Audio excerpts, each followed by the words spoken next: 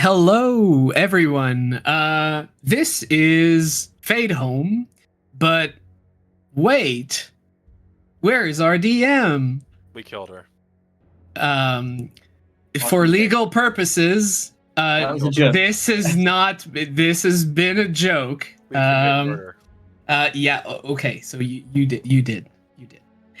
Right. So yes, we are missing a few people tonight, but undeterred, we are going ahead and we have brought you something new this week.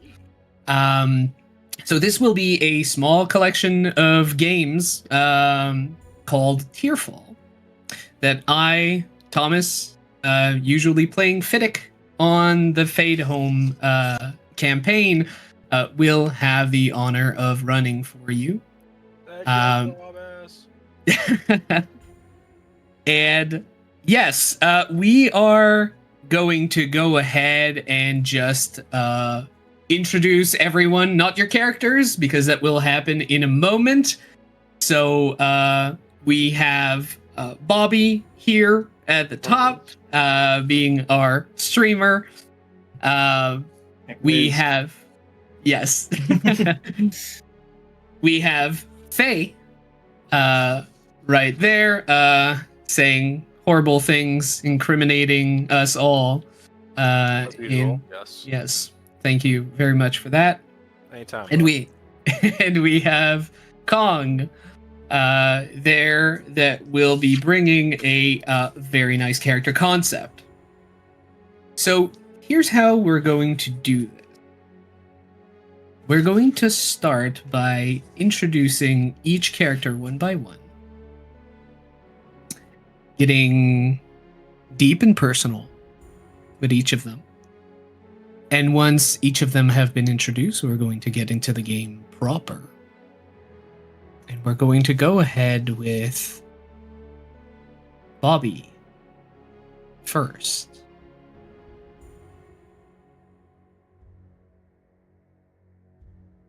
Percy Highcastle.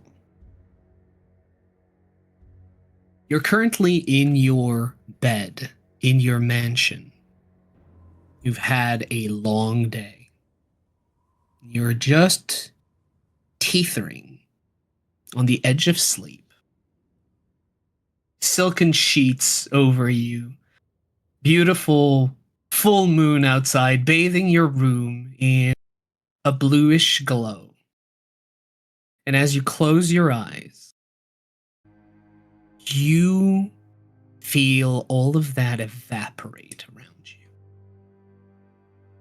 All of it seems to vanish in a sensation that has sadly become all too familiar for you.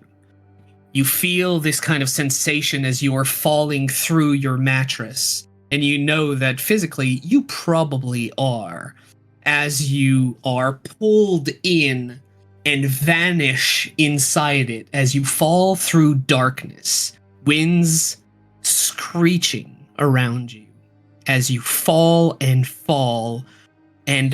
a reddish, glowing ground made of fractured stone seems to rush up to meet you as you fall.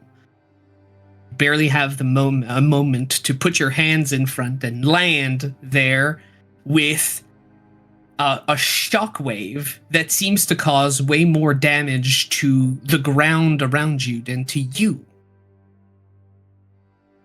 There is a smell of brimstone, sulfur all around you. The heat of flames are scalding the side of your face. And before you, a massive, spiraling iron throne made of, encrusted with veins of natural gold that just spirals and twists upwards, disappearing into the darkness, upon which is sat a scantily clad, purple-skinned woman. Obviously of demonic origin, her Hey, don't give me that face. Would Can it be you my dream instead? would you like to switch? Also, phase there. There you go. I fixed everything. You can't interact though. She in her hand is holding an envelope, a paper envelope that you've seen. In fact, you've received the High Castle estate receives these envelopes by the dozen every day. You are minor nobles, you have holdings, and sometimes you receive requests. Typically, you're too busy to answer them in person. Your staff busies themselves doing this for you. But she seems to be holding one of these, torn open by her wicked claw. It seems like I went through your mail. Oh no. Did I wake you, pet? Alas, no privacy can be found on your realm. It's true. It's true. You're ever so busy. It seems you don't have time to look at everything that comes your way. But I'm a curious little weasel.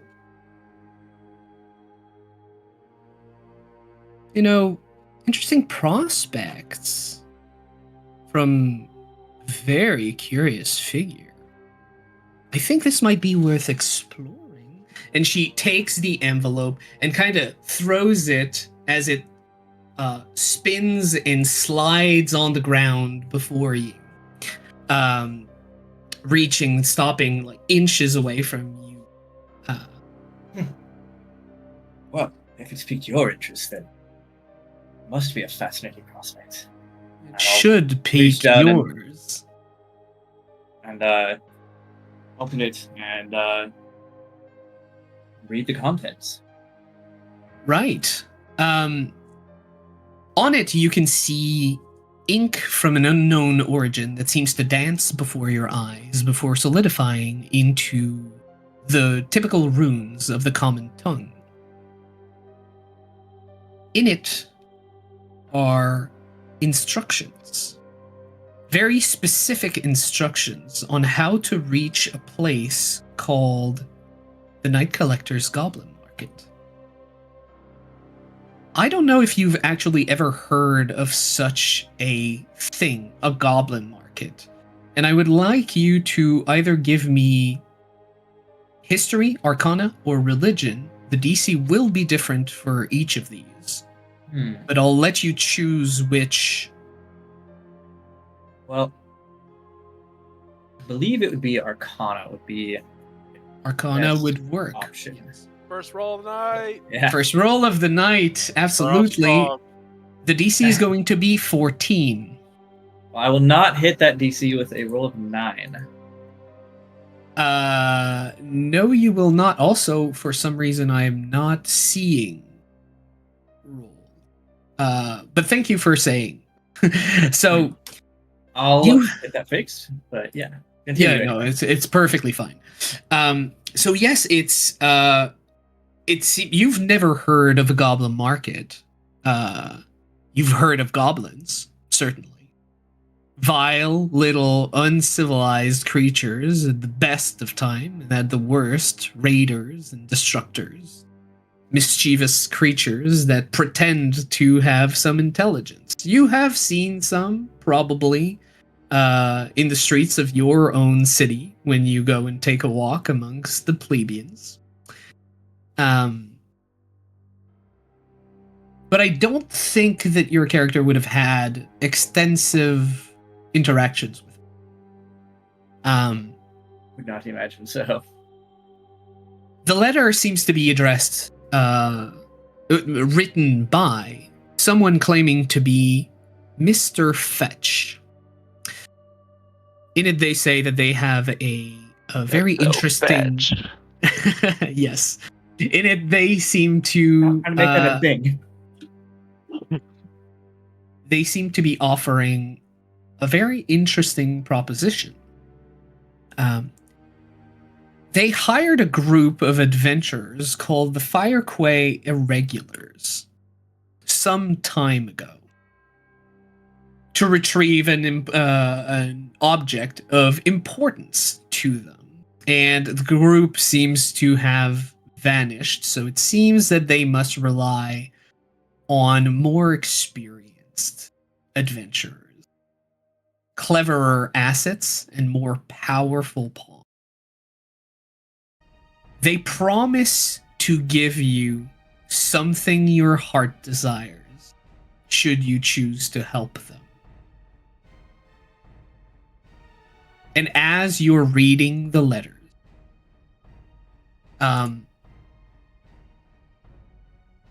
Gamora, your patron, just uncrosses and crosses their legs.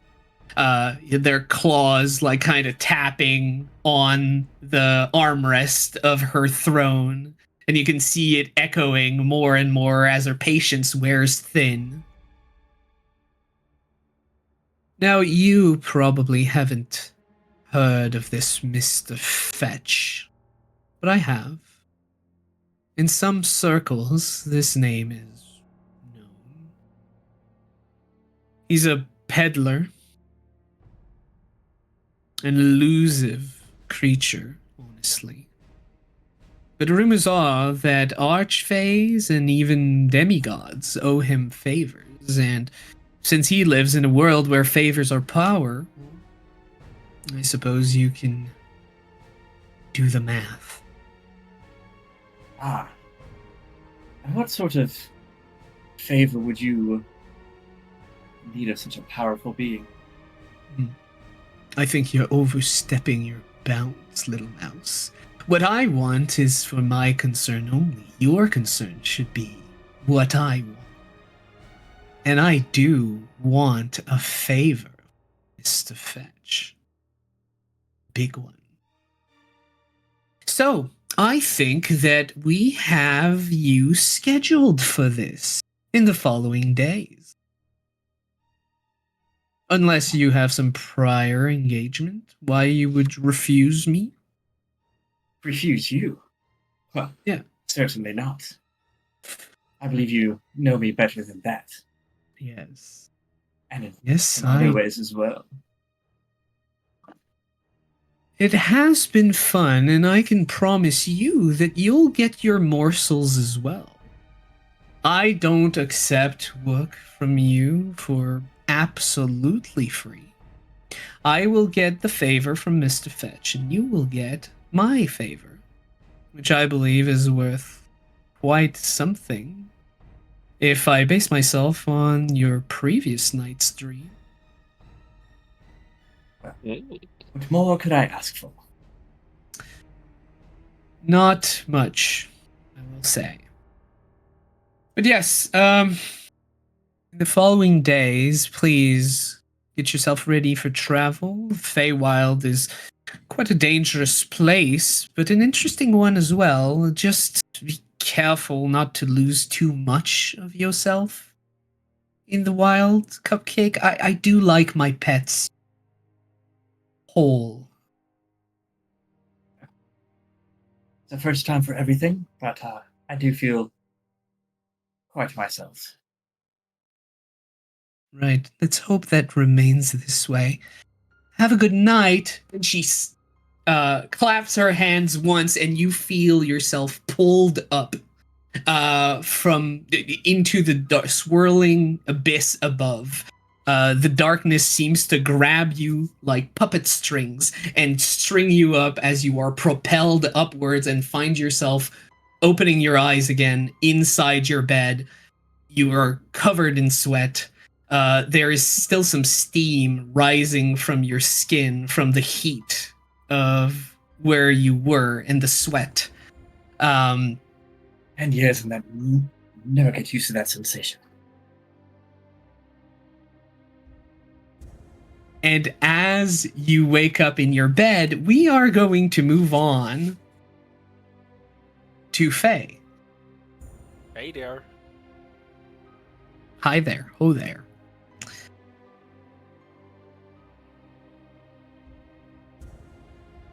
The ogre pushes you against the cave wall and holds your throat tightly in its massive hand. You feel yourself pushed against the stone wall, and its face is inches away from you as it growls. Little lady knight, sure have come, saying angrifying words at Rog Dog. First of all, No. your breath stank. Back up a few feet, please. Rog Dog talking. More angrifying. Oh, wonderful. Now Rog Dog angry and hungry. Hungry enough for Lady Knight. And whiny man. And he points back with his other hand, and you can see behind in the ogre's lair a large, very crude iron cauldron, and beyond that, the rickety, a rickety prison, basically made with sharp spikes and carved wood, where a man that you have been tracking is sat there. Like fiery red hair and kind of dejected and defeated, seems wounded, but that has been your target. That is the man that you've been looking for, trying to free. Oh, And there you- he is. And you Hey, how you realize doing? the man just lifts up his head like from the prison. Going to eat you, miss. And the ogre just turns. Yeah, that's right. Rog Dog eats little knight lady. And it like starts to lift you up. And as you feel this immense strength, you do notice that this ogre has made a grave mistake. Not only your sword arm is free, but access to your weapon is unimpeded as well. And as your feet lift from the ground, what do you do? Oh, sugar, at least buy me a drink first. And she just kind of, as she feels herself being lifted up, she just kind of lets it go down low and swings right for their nuts. Right. What is your weapon, by the way? So the weapon is it's basically say quarterstaff, but probably just a bit longer. Not quite to like a spear level or anything like that, but it's got a little bit of a knob on the end of it, almost looks like a walking stick. But the knob has a bit of an iron band with a little bit of like nailed in like bolts on the end of it to give it a little more weight. And she just goes, Wonderful. And as you know, like the ogre doesn't seem to be expecting this attack, making it an easily, in game terms, it would be a crit. Would you also like to invoke some I would magic into it? in the terms of Swish, I would like to bring the thunder upon these huevos. Por favor. All right. So as he lifts you up and starts to open his disgusting jaw, you can see ropes of like thick saliva between the top and lower, like his one snaggle tooth and like the lower parts of his jaw. And you swing your staff in between its legs, and as it connects and its eyes, like its tiny beady eyes, go wide in surprise and pain, there is just a channel of your righteousness that just start from your arm and just snakes through your staff and explodes at the tip, where the ogre roars Blood. and like yes, roars and sinks to his knees as Lord. fail. Boom, and like with a second hit, it just like sends him sprawling on the ground, utterly knocked out, and probably dead or dying. but this creature has been terrorizing nearby villages for quite a long time. And doesn't, with your brief interaction with it, you're pretty sure that it didn't have the cognizance to be set on a better path than it already. Well, triple tap. Poof. So you continue to wail on the ogre until like movement entirely stops. Even its nerves are no longer sending twitches through its I'll say through its limbs. probably through this is when her there bit of divine spark in her besides her holy smites kind of triggers in her as radiance begins rolling off her in harsh waves as she just makes sure this thing will not get back up, and it's so intense that it even burns part of her as she makes sure this thing isn't going to be causing any more problems anytime soon. As Wonderful. her eyes light up in a sort of an orangish yellow harsh radiance as the black tatters of her cloak kind of reveal away to the pristine but yet dented armor underneath as it kind of warps it, and it's just a very direct display of brutalic violence before the calm comes back. Definitely. And each time your inner radiance shows, the cavern, which is quite dark, like lights up almost entirely as if a small sun had been like poured inside for a second. And by the time you're done and turn about, you can see the man who was like sat down and really not believing that there would be any hope, now clutching at the bars, the wooden bars of this, of his cage, and just, oh, I didn't think that was possible. Oh, please, I think he has a key right there on his loincloth. He kind of points to a large iron ring that actually like connects both part of his loincloth, like on the side of him, and also has a very long iron key that only has one teeth like on it. And you realize that would be an incredibly easy lock to pick. And looking at like the bars made of wood, branches basically like tied together, you could probably break them. You might not even need this key. Give me a second, Sugar, and she'll just kind of walk away from the corpse instead to go over where her hat fell over. And she picks it up, dusts it off, evens out the veil on it, and just kind of puts it back on to where the veil covers her face and the scar that runs down her left eye that's covered partially by an eye patch. Mm. And she just cracks her neck, cracks her back. Well, and she starts walking towards the prison, away from the key, and just takes her little, essentially what would be a staff club, and just smashes the wooden locker where the joint is on, and just kind of rips off the door. Yeah. The man like barely has a moment to kind of step away as the very shoddily made cage just shatters inward from your strength, and like he very carefully like steps over the debris and shards. She'll give him his hand to like a nobleman like stepping onto a carriage, just guides him through. Says, You're a hard man to find, sir. I'm sorry, ma'am. I typically I don't find myself in such predicaments.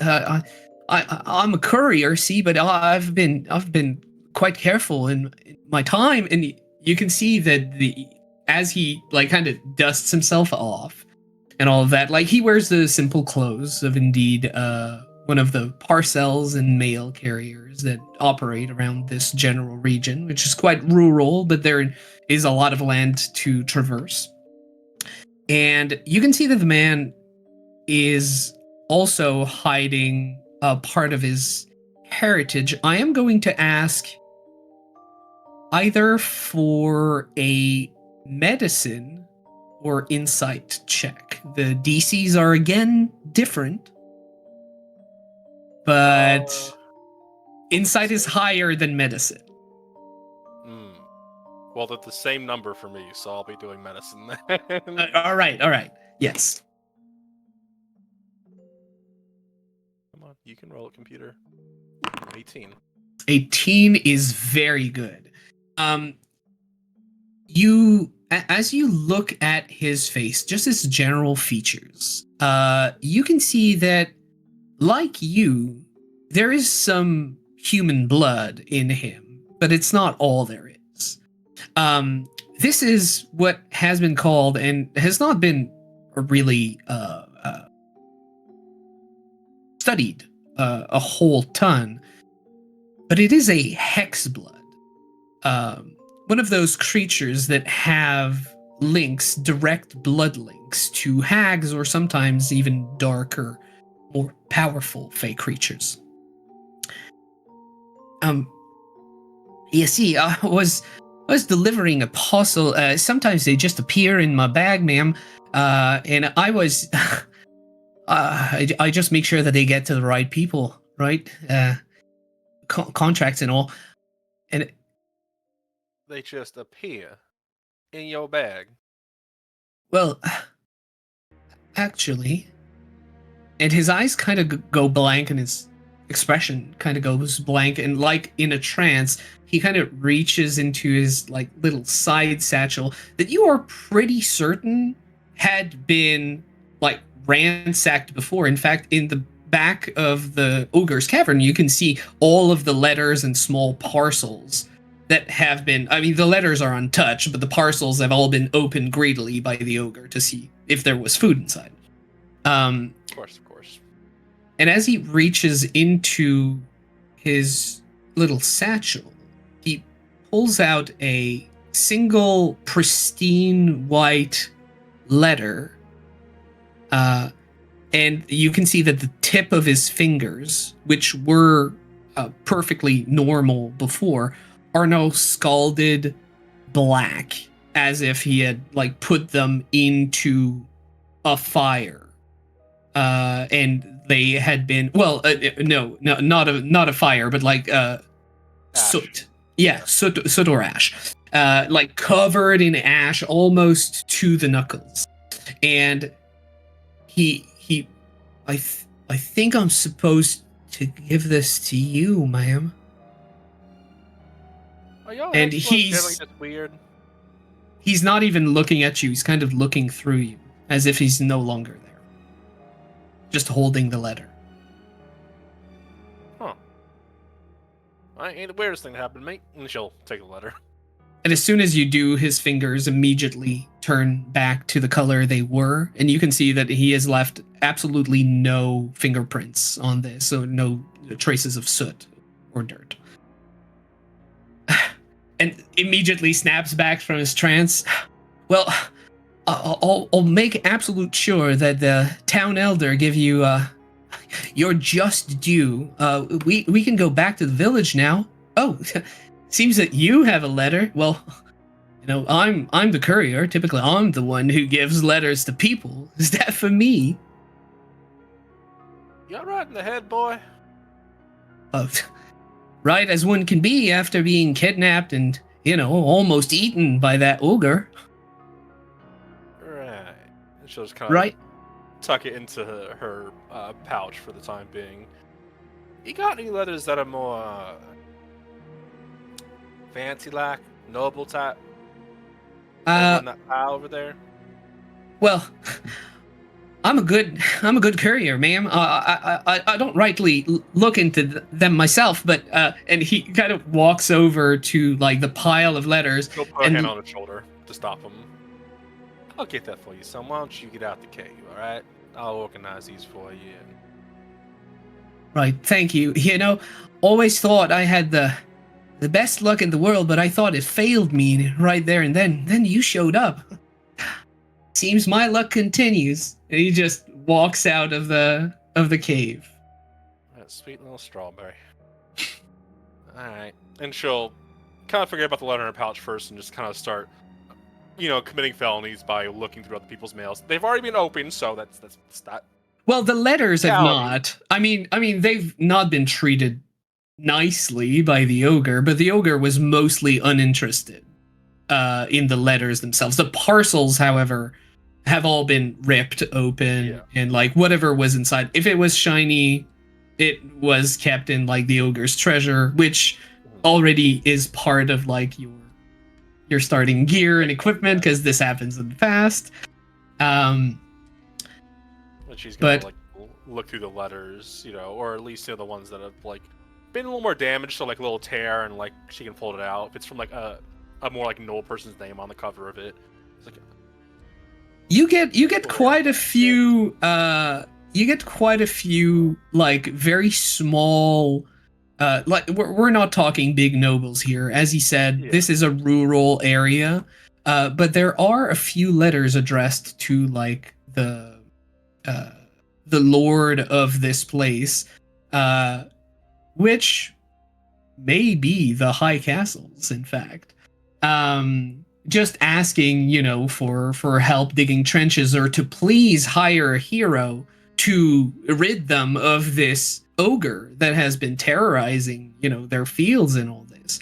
Obviously, those letters are no longer needed, but as you rip through all of them, it's mostly letters and communications between, family members and long-lost cousins or people from different villages, giving accounts and that. So mostly uninteresting.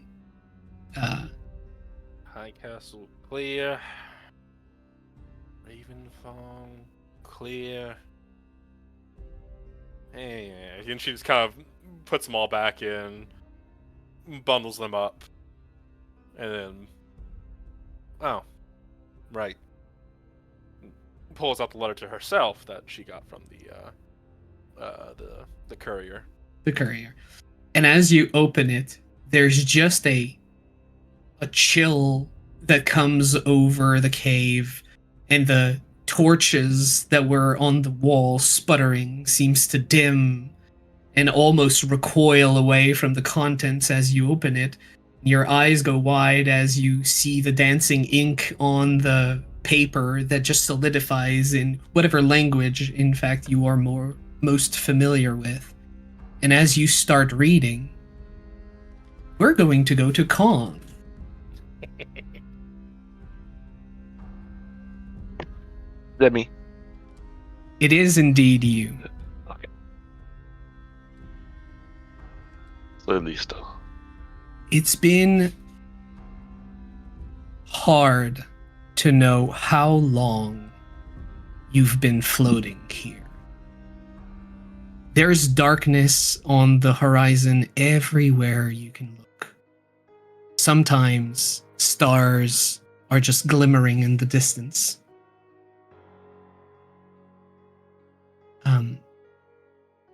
But all of it seems so very far. It took you what felt like days before you managed to understand that in this place, you could propel yourself with only thoughts. But it seems that your speed is still negligible compared to the immense distance between the stars that seem to exist in this place. You've been floating, you don't know. And it's been rare that you've seen anything. You've been kept and lost, alone with your thoughts, your guilt, and your memories for so long. They've been all that you could grab on to retain your sanity. Remembering your time in Malkarna. The slaves you treated somewhat better than the rest of your family. The horrors that you've seen and grew up around. Those you wished to right. And the desire you had to find your way back to your home, to fix things. And as you're floating aimlessly, not even knowing if you're really ever advancing or not, you feel just a touch against your thoughts, as if someone ran a finger against the side of your sense of self. Alone is the only word that rings in your mind, but you know that this is not a memory or a thought that comes from.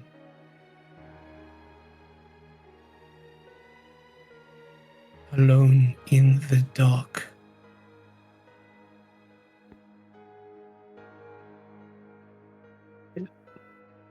Who is this?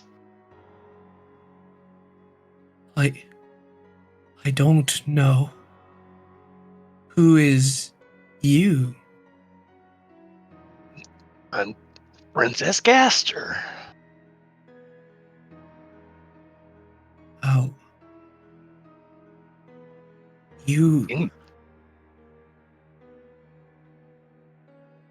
are helpless. I am helpless too. Are you lost like me? And as you hear these words, you can see just the tiniest wisp of golden light that seems to flow and kind of swim beside you. Like, in fact, it seems quite dissipated, but almost like a pod of whales made of entirely small little glimmers that sing their songs, their mental song, in fact, to you. And they seem to be no bigger than this. Well, you're the first person I've talked to in, well, time.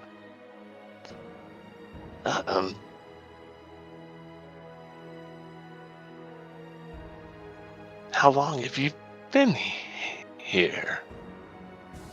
A person? Is that what I am? I remember it different. I remember I was called God. I don't feel like one anymore, however. Are you a person? Yes, I mean, come to think of it, you don't look like a person I've ever seen before.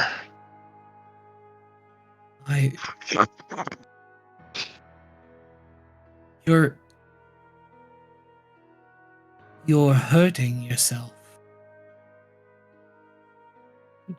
No, it's just a habit. I just chew on it. And she's chewing on, like, her gauntlet, not actual. Oh, okay. I just wanted to make sure that there No, was yeah. because also trigger warning, self cannibalization at 8 minute 43. Nope. I don't know where we are.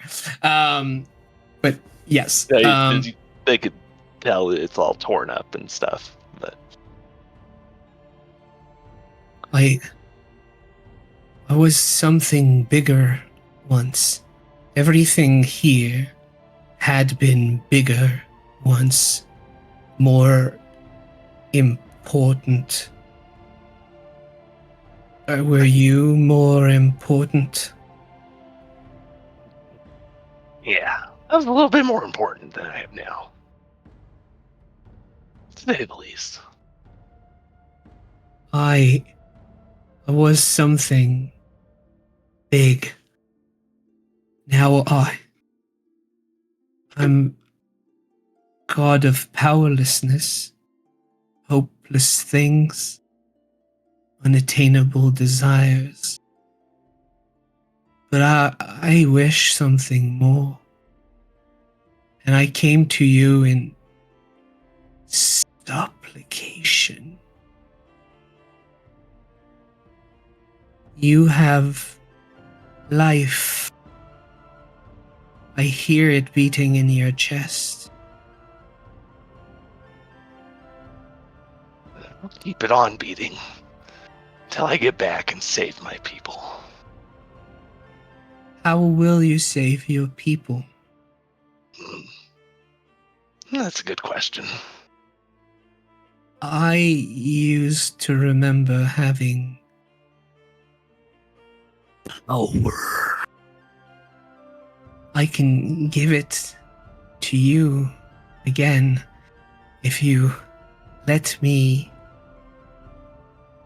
see what it's like to be alive.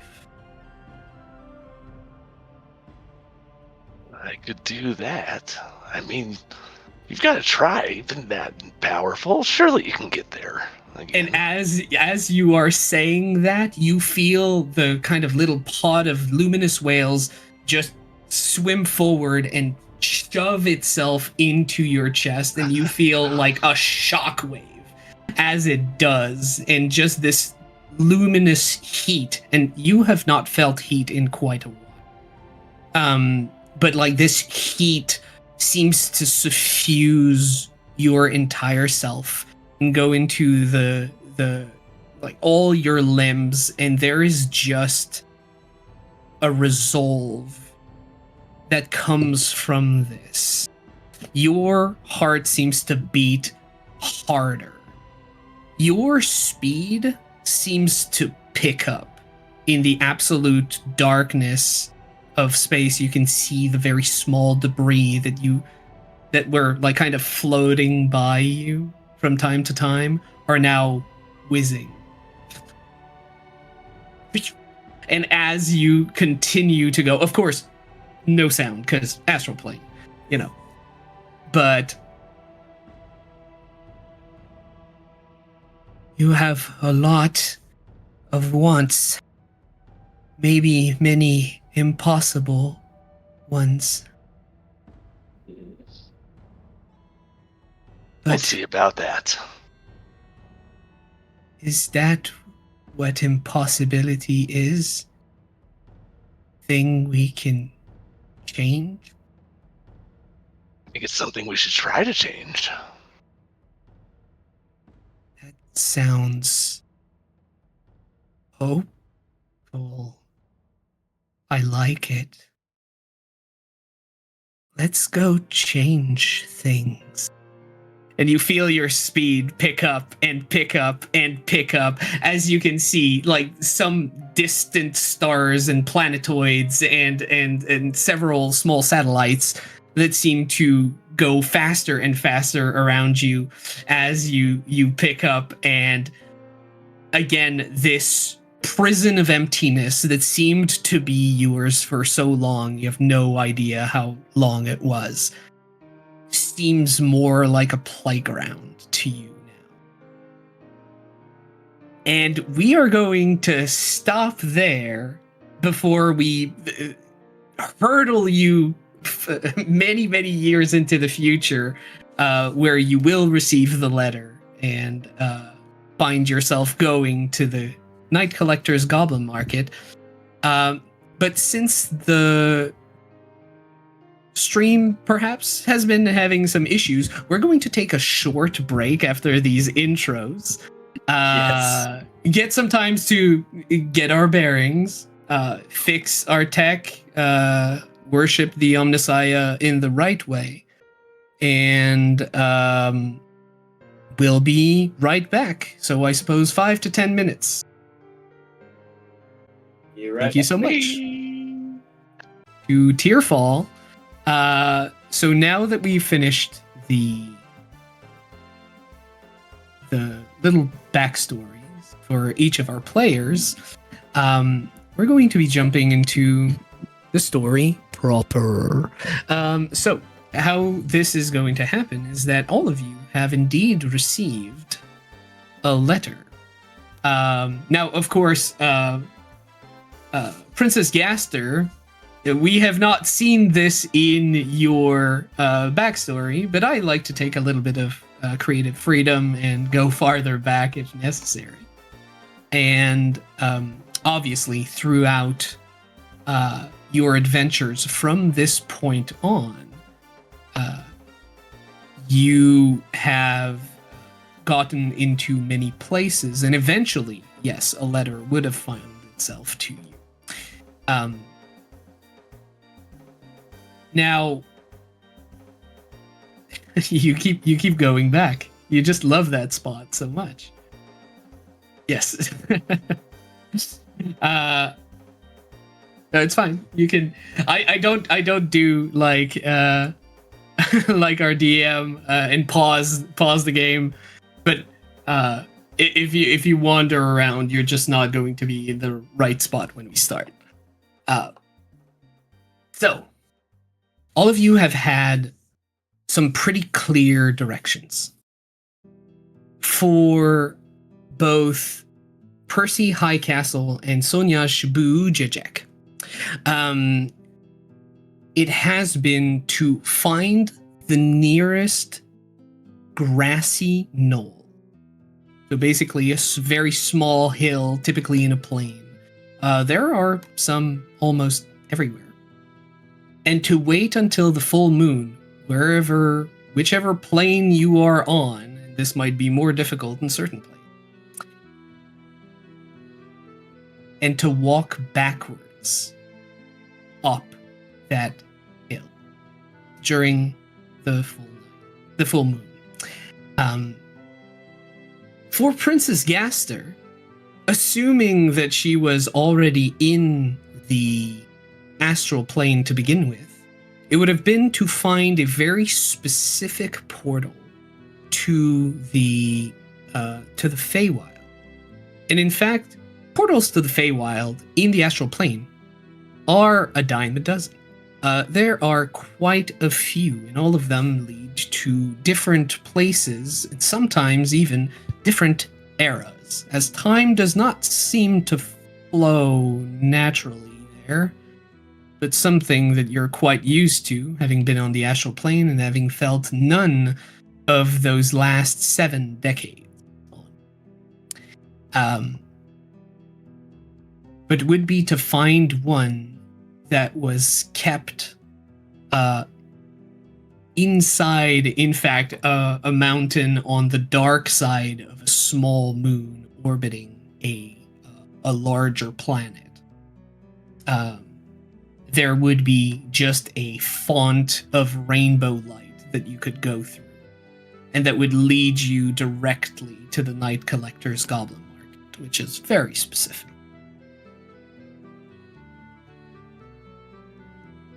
As all of you are doing this at different times in different places, in the nearest grassy knoll that you can find and or dark side of Planetoid, you feel warm summer wind start to rush past you. And as you are alone going up this kind of lonely, abandoned knoll in the middle of nowhere, you start to hear voices, the din of a crowd that surrounds you. Smells suddenly pop all around you. Delicious baked goods, flowery scents. Almost, all of you will absolutely smell something that is a powerful smell, nostalgic, that you remember from your childhood. Something that you love.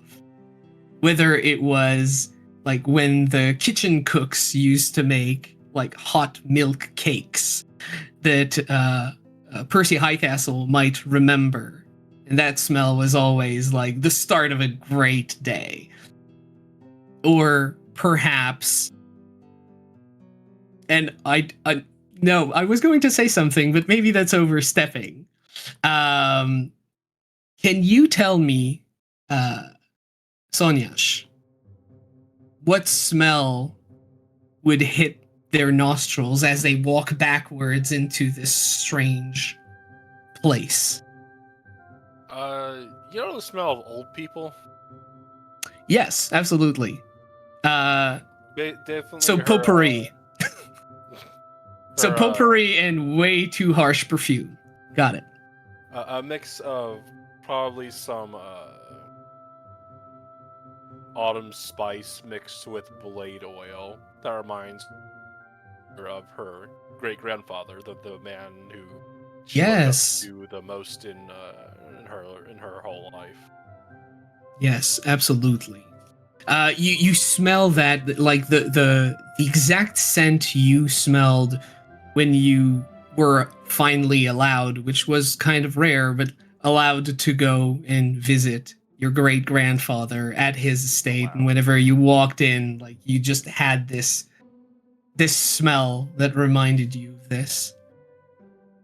And for Princess Gaster, I dread to imagine what childhood happy scent.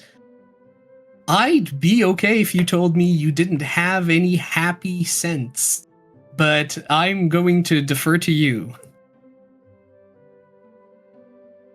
Oh, you're muted, I think. Yeah, you're muted. We're That's fair professionals, enough. everybody. If anything, maybe because like their whole thing was they mined a specific type of, probably adamantine or something. Yes. So potentially like the kind of raw form of that. Yes. So just like metallic powder in the air that just hits you, and you're like, oh, like this is a mining town. Like I know these, but eventually, as you are all walking back, your back hits something. It's kind of each other. As you walk in, you can see like there's the whole crowd and some people and creatures apparating beside you, probably doing the same thing from wherever they are.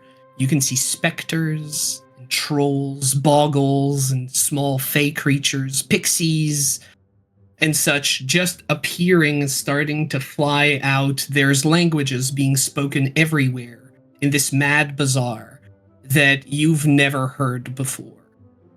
And as you kind of stumble upon each other, as you are all phased into the Night Collector's Goblin Market, please, we're going to describe what your characters look like to each other and our many plentiful thousands of viewers. So, Bobby, if you wish to go ahead with Percy Highcastle. Yeah, so Percy Highcastle is a tall, slender, somewhat pale tanned half-elf with very light blonde hair, not shaved, but very short on one side, and done up in a rather fancy do. He's wearing just some basic leather armors with some fanciful embroiders, and a cloak that looks currently it's like black with red stitching around it, and it's all very dark, like black and red colors. And if you look closely, hanging off of his hip is a black leather-bound, could be journal, but a book of some sort, with an interesting-looking lock on it. All right, wonderful.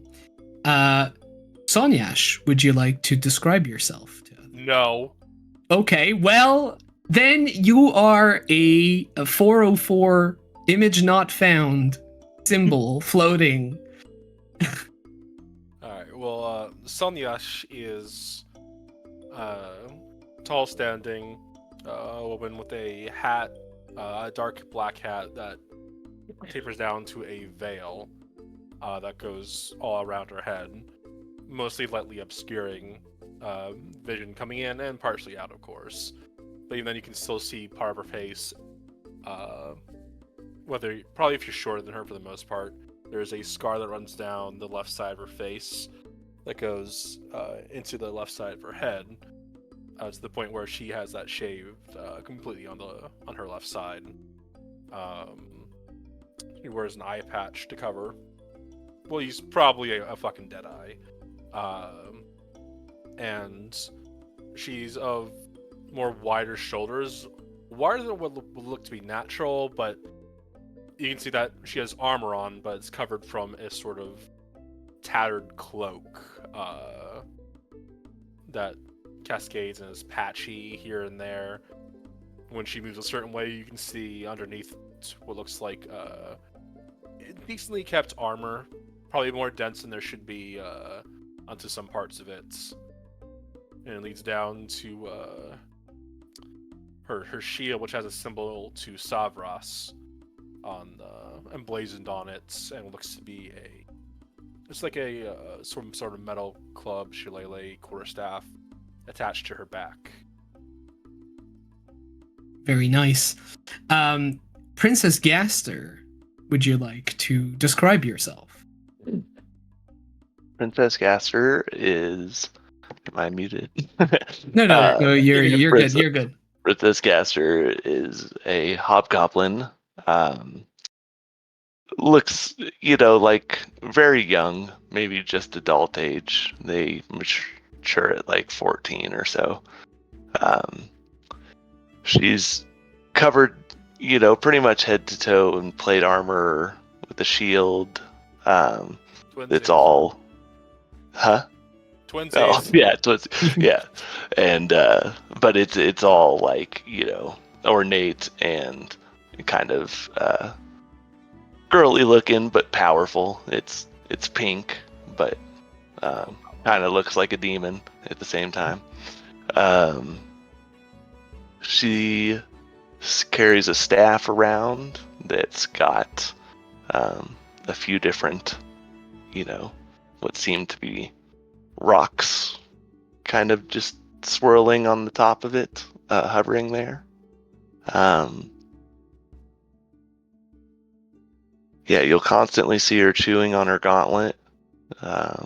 It's like a little oversized, and it's all, chewed up like stuffing.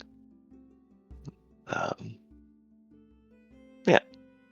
All right. I also forgot to mention human character. I forgot to mention the race part of that.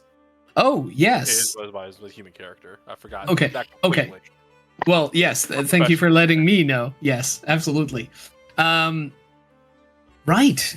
So you find yourself on this kind of dirt path, very massively trodden dirt path that seems to go up this mossy knoll and hill, where before there was nothing but just wild grasses, at least for two of you. And now is just this open space. Tents and stalls and temporary homes seems to have been built all there.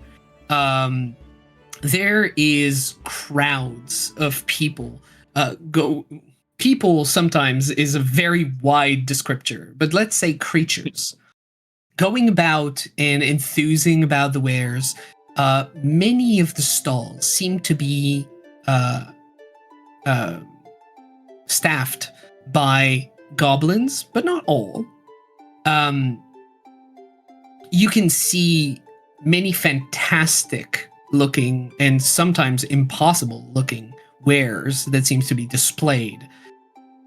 Yet no one seems to be trading gold coins. Everyone has a purse or pouch or way to carry trinkets around. But what is actually traded are seemingly eclectic little items. Sometimes baby teeth. Sometimes just an old faded war medal that seems to be rusted, covered with blood.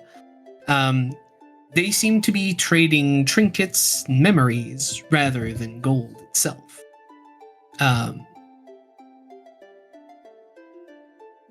All around you, there is movement and this kind of joyful check here. Yes, this kind of joyful abandon into like this is a vacation. Like all my worries are over because I'm here. Floating lanterns seem to hover few, not a few, but let's say 15 feet above, in places, sending down some purplish, bluish light upon the market. The sky seems to be painted a permanent orange, as if it was permanently dusk. And far in the distance, you can see the debris of a shattered skyship hanging in the air, quite far away. We're talking dozens and dozens of miles away, but so large that you cannot but see it. Has been shattered by you don't know what, broken in two, and many of its parts are just hovering in the air, seemingly free of gravity. Way too high to ever be reached by anyone without special means of transportation. But that doesn't seem to be part at all of the Goblin Market. In fact, that opens before you with all of its eccentricities. What do you do? They said we backed into each other, and who the fuck? Oh, shit, my bad. You all right? First people I've run into yet. People. A small voice says into your head, Princess. And I know it sounds condescending, but it's not. It's your name. You chose it. And sometimes I'm going to call you Princess. That's good. Yeah. It's just a good princess, all right? Excuse me. And Percy will just kind of find his balance and walk towards the market with a Hold up. Hold swift up, boy. stride. I think I've seen you before. See me? Yeah. Is it another you here I'm talking to? Well, plenty of other yous. Good than me. I've never seen either of you. Yeah. Well, I meant to Son- say you're noble, right? I could be. Sonyash, would you give me a history check as you look at Percy Highcastle? Now, Percy, as you described your character, I noticed that you said that these were all seemingly kind of noble clothes that you were wearing, right? They are, yes. Is it possible that your adventuring clothes are kind of the same clothes that you would wear on a casual day, perhaps a little bit sturdier? Yeah. Then in that case, with a history of 9, okay, you're not going to get the full picture. Yeah. But you are pretty certain this is a noble, just the way he's standing, but Yeah. also the material of his clothing. Yeah. And the colors that he wears do remind you of something that you saw on that day when you received that letter. You had researched that house before, House Highcastle, the red and black and young male scion of it. That all seems to coalesce into a coherent picture for you. Now you, High House, High Castle. You High Castle. Well, guilty as charged. Right. And I'm afraid I'm at a disadvantage here. You might be? The people that took care of your little troll ogre problem, whatever the fuck it was. Oh, that nasty business, yes. Well, your services were much appreciated. Yeah. But, never seen you Excuse before. me. Oh. I was referring to a princess for that remark. I am Princess Gaster. Oh, you princess. Princess of what? She'll kind of like stare at both of you, kind of expecting a little bit of deference.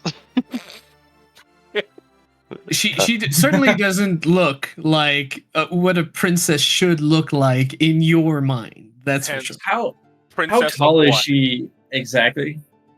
She's, like 4'3" or something. She'd be short even if she was like quite full grown. So at a little over 6 feet, Percy is very much looking down his nose at Princess at the moment. Just under 6 foot. Just looking down, less condescendingly, more of a joviality. Oh, Percy has a genuine smile on his face, but definitely a who the fuck are you? You know. Princess Gaster of Malkarna. You probably haven't heard of it, and that's a good thing. And why is that? Can't say that I have. We'll always keep to ourselves, and if you know about us, chances are you weren't allowed to leave. Oh, well, No. sounds like quite the charming place. Any particular reason why people are allowed to leave? Well, they either die or they become slaves. Slave. Citizens. And you the princess of this place? I am. You agree with what's going on there? No, not at all. Although it's been You a see, there's- long time since I've been there. Probably, I think, High Castle would feel some heat beginning to roll off of Sonyash before the no happens and it just recedes. Yes. Yes. Alright. It's a horrible place that it is right now, but I will return. I will destroy the matriarch. I like you already. Toppling matriarchies is certainly a fun pastime. I'll enjoy it. As you should. Well, it's been a pleasure meeting you, but I'm afraid I have some urgent business to attend to, so if you'll excuse me. Then he'll go to, swish his cloak around and turn and start striding once again towards the... Excuse me. Hold on.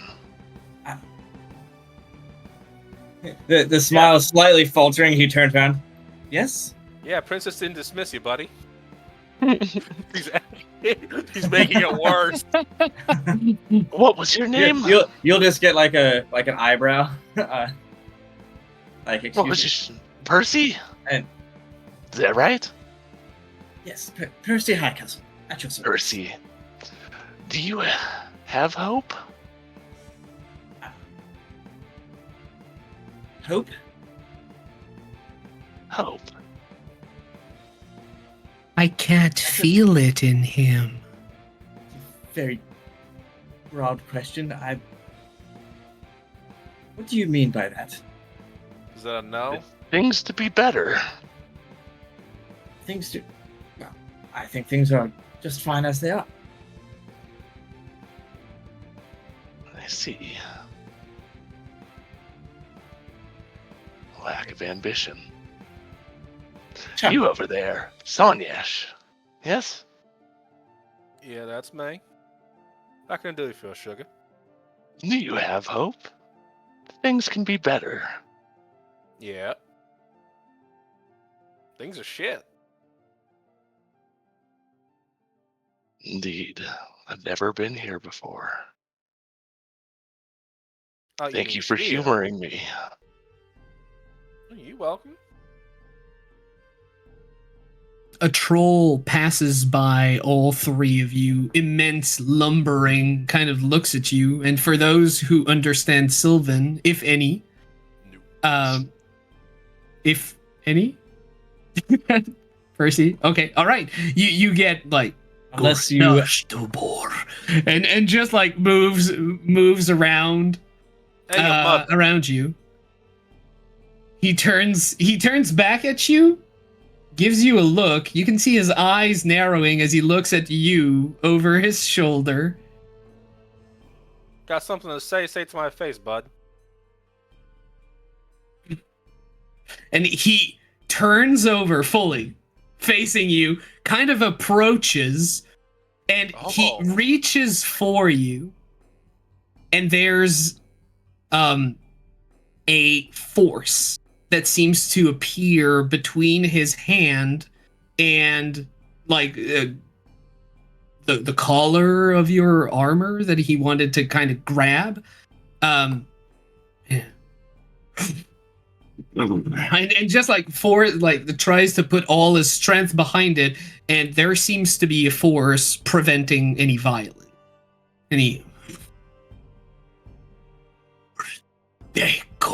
And he turns back and starts walking as like three smaller, probably teenage trolls, like lankier or whatever, are just like pushing him back and forward and kind of loses themselves into the crowd. So you're quite popular. Love the condescension there, High Castle. But I got away with words, as you've seen. Well, unless there's anything else I can assist you with, Mr. Fetch waits, so I should really be going. Okay, well, I think I'm going to the same place, so... Well, I mean, we are here, aren't we? We are. Quite astute of you, High Castle. Might as well. Seems not enough humans around here to, well, as it seems, probably, a big, tall, and ugly there don't exactly like,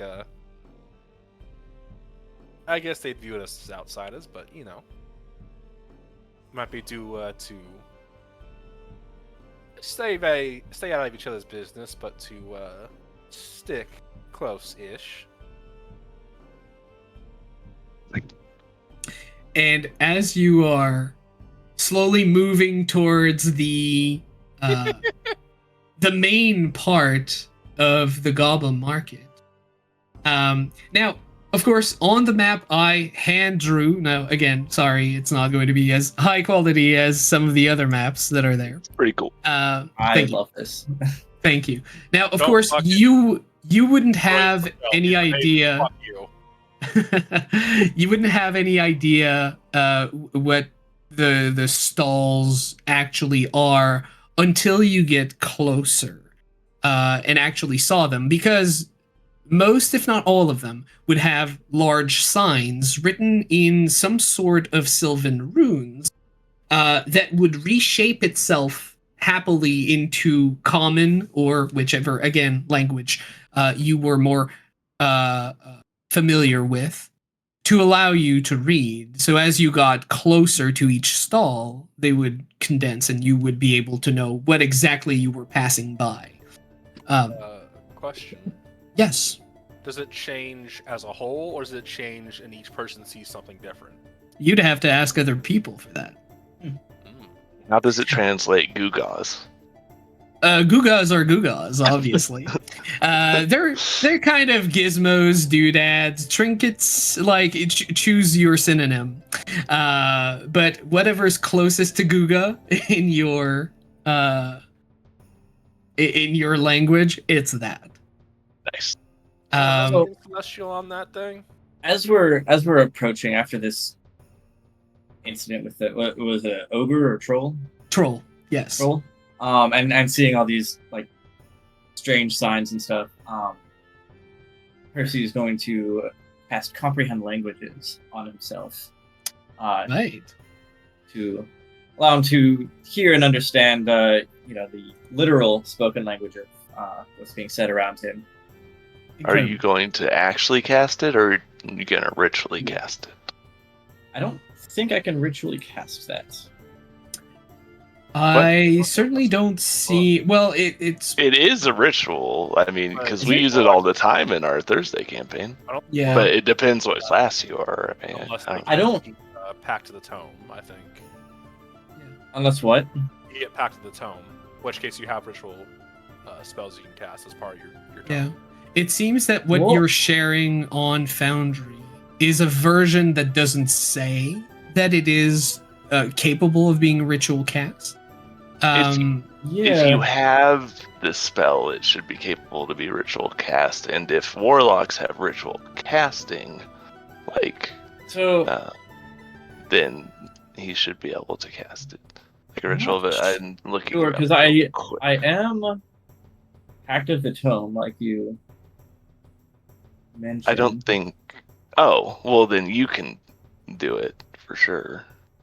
And to be fair, if you want to say that your character, knowing that they would be going into a strange fey place, had it cast on them ritually before going backwards up the mossy glen, mossy knoll, sorry, I would absolutely allow that. That seems like a bit of preparation.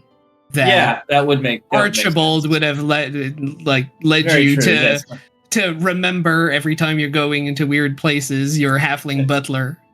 What can Absolutely. you fucking say to me? Yeah. What did the troll say to? So, bit of rewind there. Holding up the line. Keep moving. Fucking newcomers. And then you said whatever Your you mother. said, and then it came back. It was like, If we weren't in the Night Collector's sacred grounds, you'd be paced right now. Watch your back, little lady. and then turns and goes back.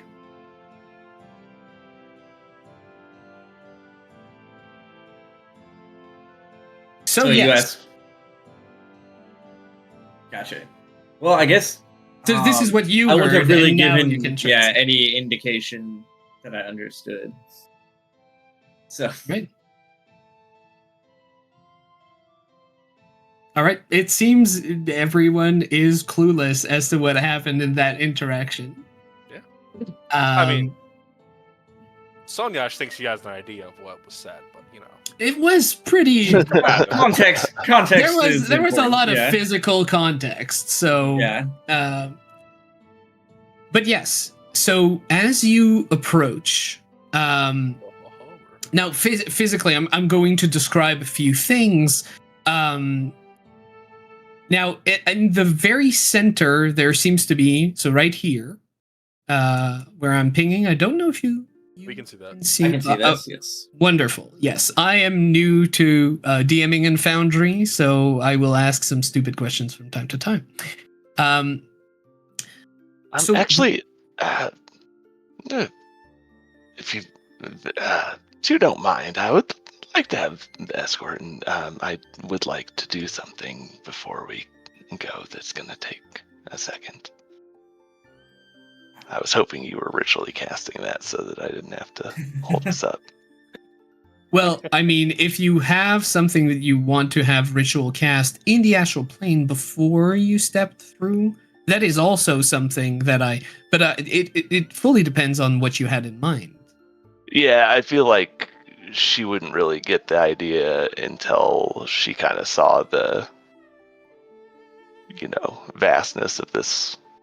I fully understand. Tell me what it is that you're trying to cast right now. Detect poison and disease. Wonderful. Yes.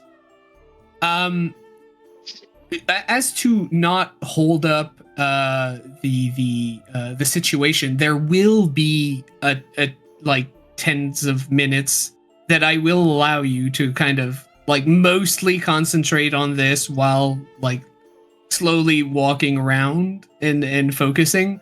So we can say like in a few minutes from now, the effect will just happen. You can still interact with the scenes, right? So this is just to keep the flow going.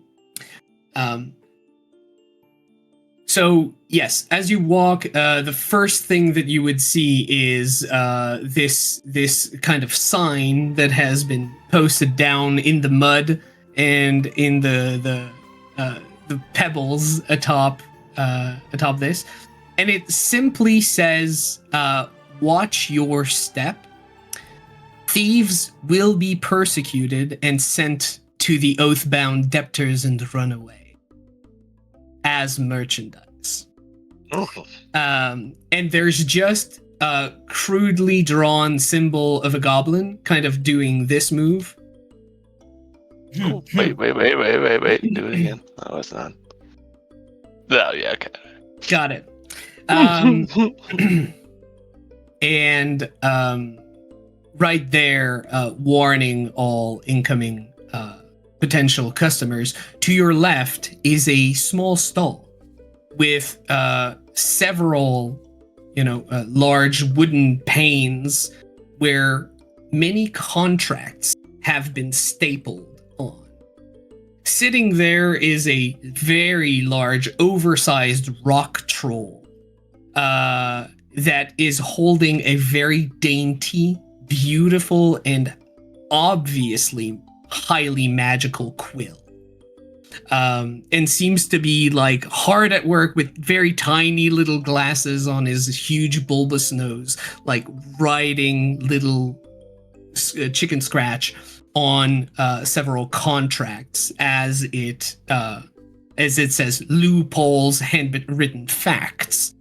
And you can see like many contracts behind. I was really hoping it was loopholes. It's loophole. Like if you loophole. Loophole. It's a loophole, yes. To your right seems to be a pile of junk and sundry item that have barely been classified. And when I say mountains, I do mean mountains, where a small, youngish goblin girl, like dressed in Smith's attire, is going about and crying like her wares out to passerbys, which there are many, and just stopping as something catches their perception as they just pass by these piles and piles of junk and miscellaneous. The house in front of you, the Joyful Abstractions, where the sign is very clearly shown, is a beautiful house with stained glass windows that are very wide all around. The main door is open. You can see many customers inside and out. And there seems to be rows and rows and rows of potions gleaming with a light that you have not seen in typical potions that were meant to be ingested. But that's all you can see from like the sliver of the open door. And as you walk around, you realize that the Goblin Market is quite large, and navigating the crowds is quite difficult. In fact, rule-wise, it would be difficult terrain unless you had, like, I believe, Urchin as a background, or anything that would allow you to move through crowds unimpeded. But what do you do to try and find or navigate your way? First of all, anyone else see Celestial there? You can point at any written thing. Yeah, exactly. I don't know what Celestial looks like necessarily. I can read it, and I don't read Celestial. I do. I see Celestial. None of you are hearing this voice, of course, except Princess. Are you talking about the Infernal? That's No, what I read Infernal Infernal, is- and that doesn't look like Infernal. Infernal is her head. very different than Celestial. I think she can put two and two together. With Yes. The whole writing is personalized. What's High Castle's race again? Percy's race? Half-elf. Half-elf. Infernal. To be fair, Infernal would probably be what Princess would see also. Yes, that would make sense. Yeah. How the hell did you learn Infernal? History classes? Literally in the hells, how'd you learn Infernal? Yeah, well, certainly not in the hills. it can be a useful language. There's plenty of uses, as well as encoding things, as most don't speak it. Yeah, like, and then Princess in Infernal will be like, right here. She doesn't speak it. She has no idea what we're saying right now. Hey, your mother. And in Infernal, Percy will respond, "Ha, I'm starting to like you." Yeah. Make fun of the non-infernal fuck. All right. Yeah, how it is. It's all good things. Your mother. He is a bitch. Um, Let me tell you.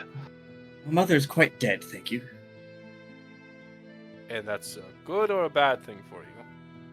Couldn't say. Never knew her. Fair. I wonder if my mother's dead yet.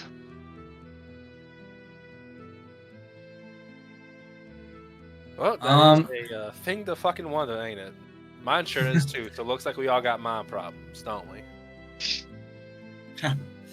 Yes, this is a whole team of mommy issues. So if there's any further characters that join, further players that join this party, I will tell them in advance that the theme must be respected.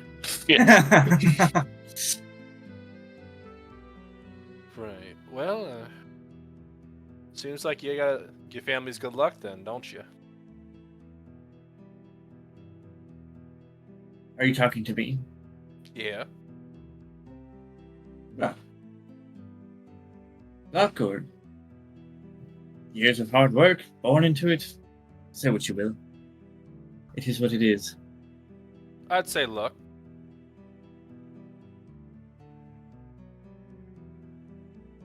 Well, Because it doesn't that's really the matter case, what then. you call it. It's worth trying. Just like as the we were, eyes, well, the eye, I guess, narrows just slightly, just like infernal. Plausible deniability, but now I find this dude here. He's here to see somebody. Like, She does have horns. what dark deal have you forged, possibly? Just- I'm gonna take a look at this mountains of treasure, junk, Absolutely. and just kind of acting like I'm not looking, but doing the side eye, like, is there anything in there? Sure.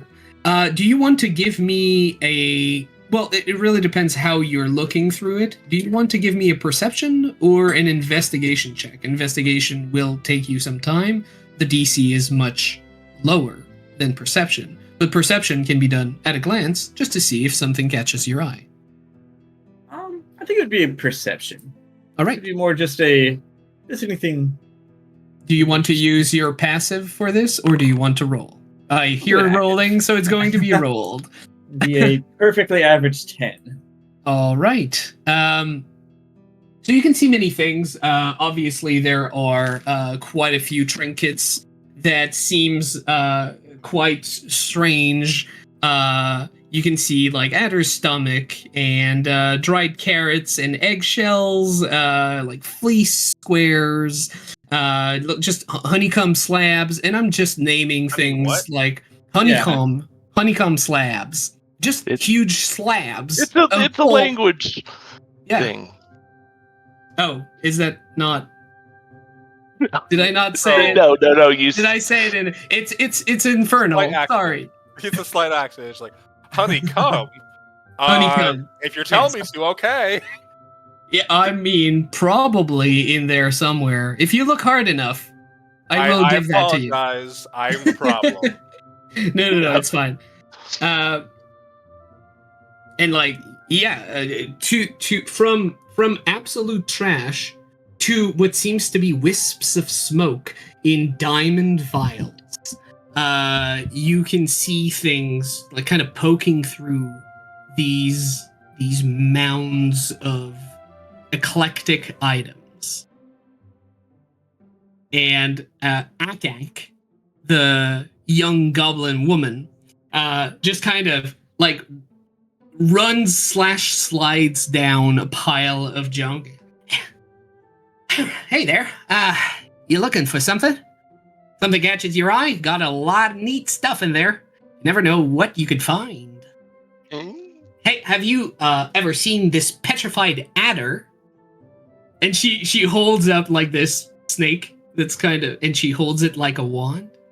Have you seen what it can do? Pow! And she just points out like in the distance, and there's just a spray of like greenish liquid that just. There you go. That should ruffle some feathers. Want it? I'm okay, thank you. Are you sure? One of those things that, for your hair, it's not a brush. What is... Comb? I think he petrified. Oh, I think I petrified. What is it? Oh no. Yep, you're there. Okay. No. You were supposed to answer. What do you call that? A steam bucket. For your hair? Yeah, a steam bucket. And she just Steam like bucket. takes a bucket that seems to constantly pour out steam, puts it over her head, and like puts it up, and it's kind of like it's just wetter. It's a steam bucket. That's what you're thinking. Never mind. I have another one that I painted myself. You take a look at it, maybe? Painted? Oh. Yeah, only 15 wilds. 15 wilds. I won't go any lower. I'd be losing a lot of... Okay. I didn't bring my wilds today. The fuck are wilds? What? Wilds are everything. I mean, why do you come to a goblin market not having any wilds on you? You can go to Pewter Greens. He's the money lender. You can trade in whatever it is you want and get some wilds on you. You'll have a lot more fun if you have at least a few. You know a Mr. Fetch. Yeah, right there. And she points over. I mean, literally, I did put the token there before, so that the kind of a non-plus reveal. But, Perfect. yes. So, you do see this creature that she points to. So this is a wooden marionette of a goblin in a stall. And its strings are going up and kind of disappearing into the air after about like 5 to 10 feet. They seem to just vanish, but it moves definitely like a puppet.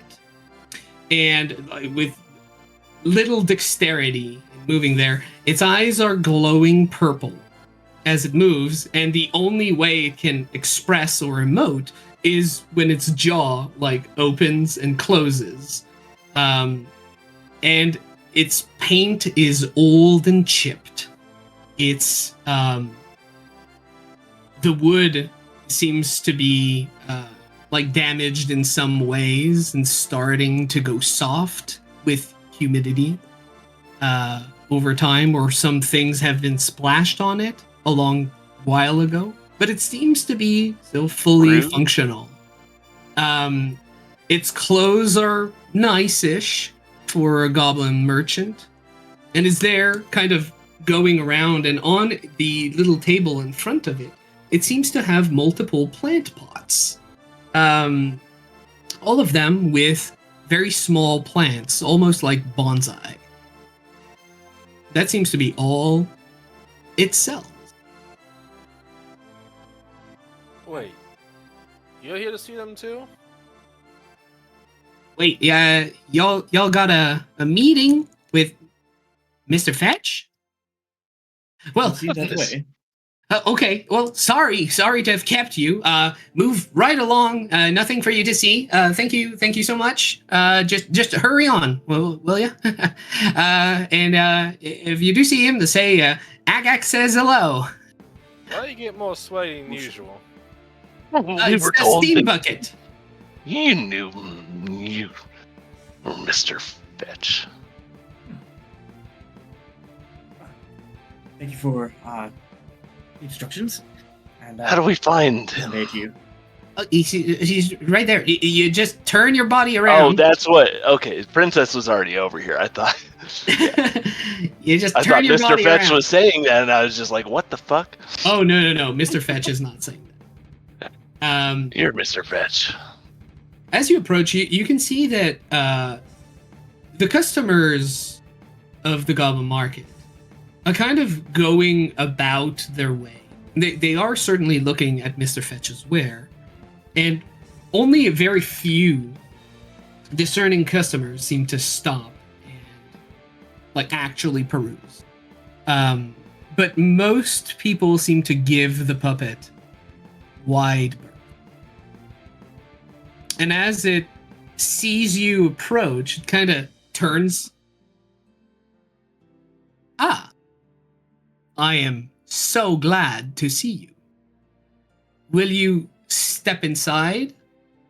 And it kind of points to just behind the counter, which seems to offer no more privacy than, like, this is kind of an open stall with a back. Mm. Princess will go back there. You just walk behind, and you can see this is just like the continuation of like small patches of grass and like dirt. And then as you look at it just a little bit more, there's 2 steps that appear that going down like a staircase. And then it stops, like it's fully dirt. Like, please wait for me down there. I'll be right there with you. Some kind of joke or something. She'll step down. No. Please. Down here. Well, I'm waiting. Wanna see? This whole place has been a joke. And Percy will just step down, see what happens. As you Step step on on the the stairs. first step, like there's always 2 steps ahead that seems to appear. And so you go down and down and down and down. That's And about what down. Percy expected. Yes. He's like, I suspect something like this. Yeah, some fake trickery. I assume you are all following Percy? Info penny, info pound. You go down and down, and really, you have no idea when it stops. It seems that you're going down for quite a while, and then you're like, has it been 5 minutes? Or has it been 10? You're not 100% sure. In Percy's mind, he's just thinking, huh, I much prefer this to the pull of the hells. Yeah, I mean, it smells like wet earth all around you, but at least it's not trying to kill you for now. So you do go down, and after some time, you reach an entirely empty circular room inside the dirt that seems to be like a large dome, perfectly dug in like perfect symmetrical creation, which is kind of rare considering medieval fantasy. And there are 5 wooden chairs in front of what seems to be a stage spotlight at the very center. Oh, fuck. Your names are carved into the backs of the chairs with seemingly like a pocket knife and not with a lot of dexterity. Isn't very Oh, fuck me. respectful. We gotta climb up back all those steps again when we get out of here. You turn, there are no steps. There never were any steps. What in the shit? Alright, say bullshit. Great. Yeah, As yeah. you Better chair, more fitting one. and Out loud. as you ask to the nothing, right? The chairs remain, all 5 of them. You can see that 2 of them have no names written. this over with. And she's gonna All right. slump in her chair and just. You see Mr. Fetch come down from the spotlight at the very center as you are all sat. He seems to float down from the spotlight, its strings like slowly loosening him down, and he kind of lands at the very center, takes his hat off like just a little. And he seems to gain like some actual physical facial fluidity. I was wondering when you would come. I do appreciate very, very much you've read and accepted my missive. Thank you all. I've chosen you very carefully. I've sent more letters than the participants I had, but honestly, this is a good turnout. Say so. At that point, she'll take her hat off because, private meeting. And see the hair now shaved on both sides. Just kind of a short kind of, I forget what they call that hairstyle. But it's, it's a short kind, just shaved sides, partially shaved back, scar running down one side of the head. You talking like Guile from Street Fighter? Kind Kind of like straight up hair. It's kind of a That's- it looks forward-leaning eraser head. Yeah, that guy. Sonic Boom. Yes. Right. So, Well, certainly feel honored. And Percy will kind of step forward and just casually sit in his chair. Yes, I was certain that at least your friend would be interested in sending you over. It seems I was right, Mr. Highcastle. Seems you know a good deal. I know where my interests lie, and I know what I need for this mission. As I said, I chose you very, very, very carefully. And I always try to round the expeditions that I send out for their skills. I chose a killer. And to round it all up, killer. I think this is perfect.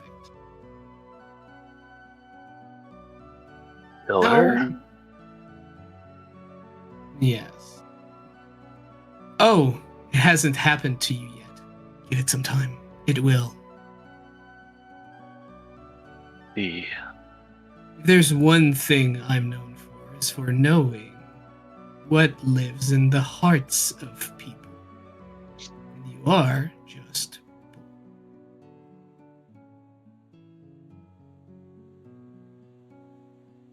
Well, you cut out at the end there. Are just a what? Sorry. And you are just people. and what So- are you? Yeah, I guess I am at the moment. You are What much would that- more. Well, But at the moment, what would that make you?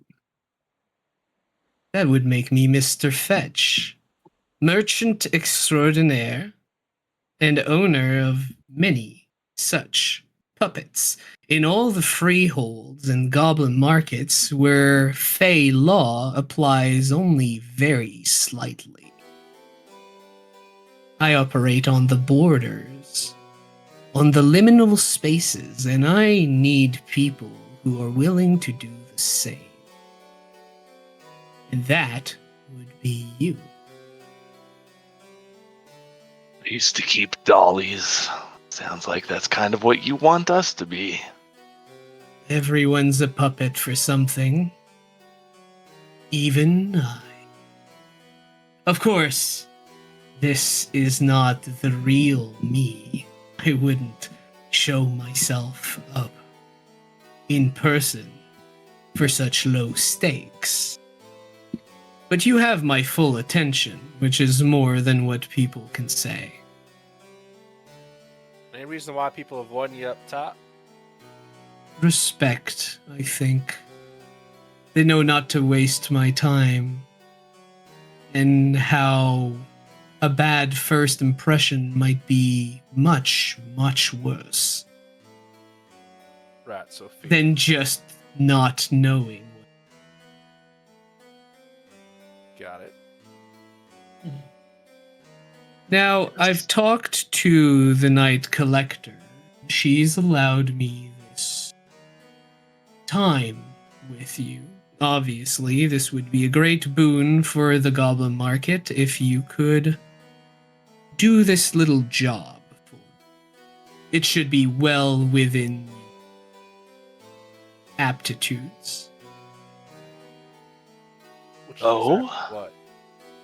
Well, I had hired a team of adventurers capable, according to their reputation, although perhaps I had been misled by sayings and rumors. The Firequay irregulars did work for me for a time, but then they disappeared. To make this short and sweet, because my time is precious and so is yours, I sent them to the ruins of Tearfall, an ancient city where the king has long since died. The archfey that commands this realm was collecting sorrows, memories, sadnesses, tragedies, dramas. Collected it all, and eventually it was too much for him. He let himself waste away. Large tragedy, and most Fae have trouble approaching the place. The feelings of sadness are just too overpowering for them. But you could.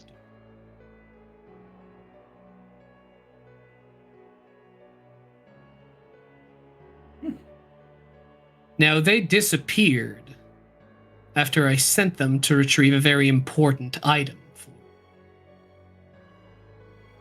I want two things from you.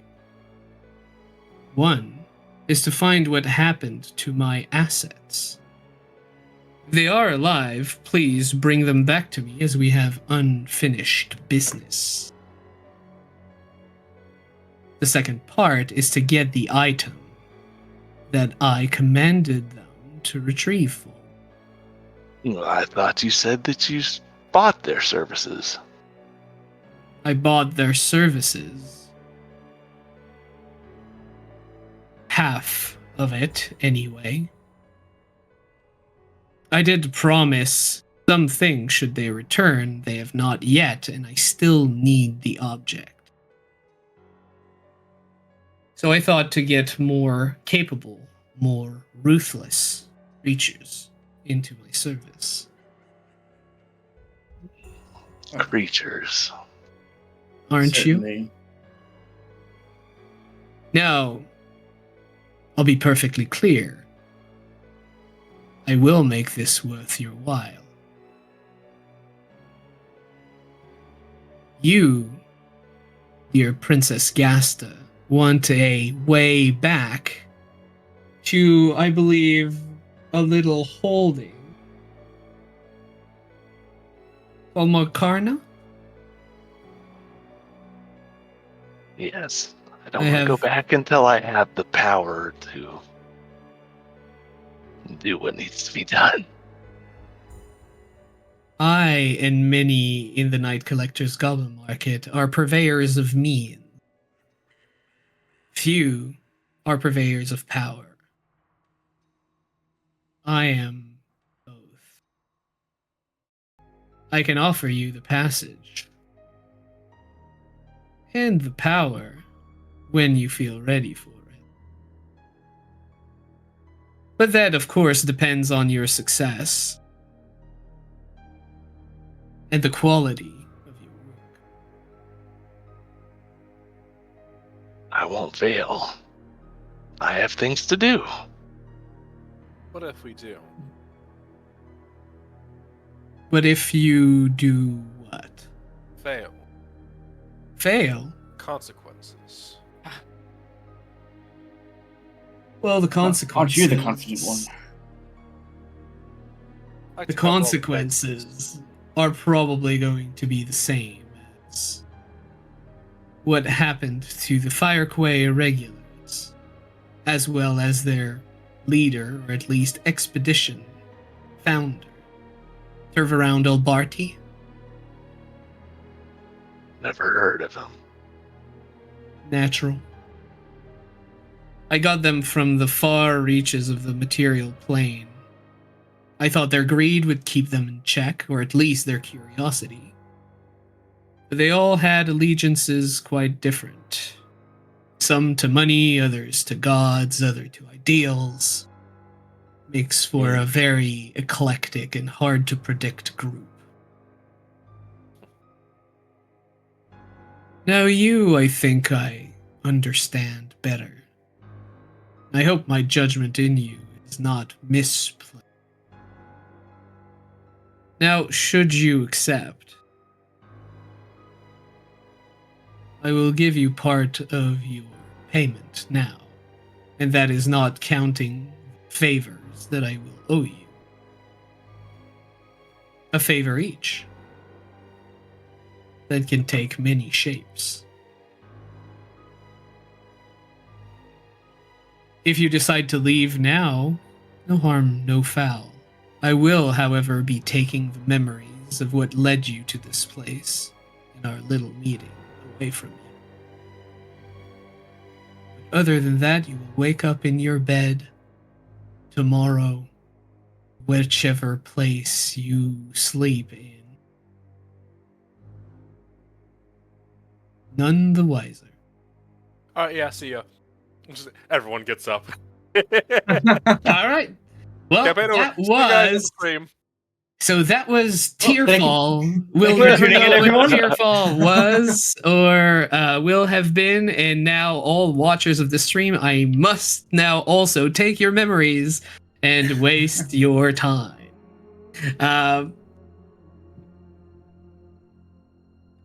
Well, Yeah. I have nothing else to do here. Strange. In a place where people come because everything is possible. You say you have nothing to do.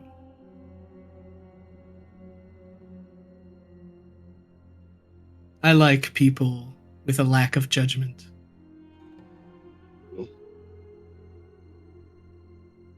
Now, Right.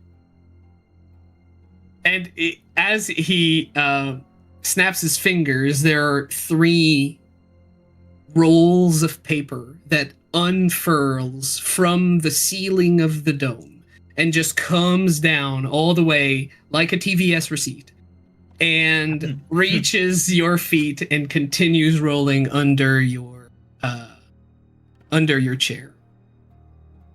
And in front of you is the only part that matters, where it is the end of the terms of use and agreement and a line for your name.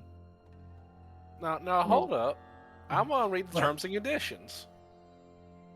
Yes. I I'll thought just you look would. over and then look back at Mr. Fetch and be like, "Well, I believe you already know my answer," and sign the sheet. Buddy, you are That is quick. Yes. But I understand why. You sign your name, feel nothing different, and you know that some of these contracts you sign your name and you're definitely going to feel something change. Mm-hmm. This either is benign or safe or more insidious. But Unsettling. you certainly, Either way. I mean, 2 of these options are pretty good. Yeah.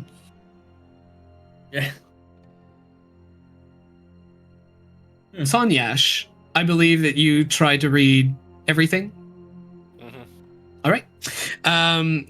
So normally I would ask you to do to give me a law roll, but there is no law that can be given. We're going to do, I think, the closest to the knowledge of laws and contract would be either. History, religion. Actually, Arcana would work as well. All the With a same. DC 1 higher, but I think history and religion would both be equal. Well, I'm sitting here at a -1 intellect, so All right. Please. let's roll this make shit. You your- said Arcana be 1 higher, but the rest are whatever. Yes, DCs are. if you choose to roll Arcana, the DC will be 1 higher. Oh, I'm not gonna roll Arcana. Let's Okay. go with history and shit when I roll this natural 2. I believe. I called it. Oh You my did. god. Called Come. it. That's so crazy. That was. Did you use your? Man, that was Quite important. important shit right there. Yes, Yeah. yes, that was very much portent. Good use of portent. Well done. God. You start to read through it, and wherever you are looking, there seems to be like part of the spotlight that Mr. Fetch is on. Seems to move to kind of illuminate the part of the contract that your eyes are going on. So the reading part isn't that much of a problem, even though the very high up things are kind of hard to discern.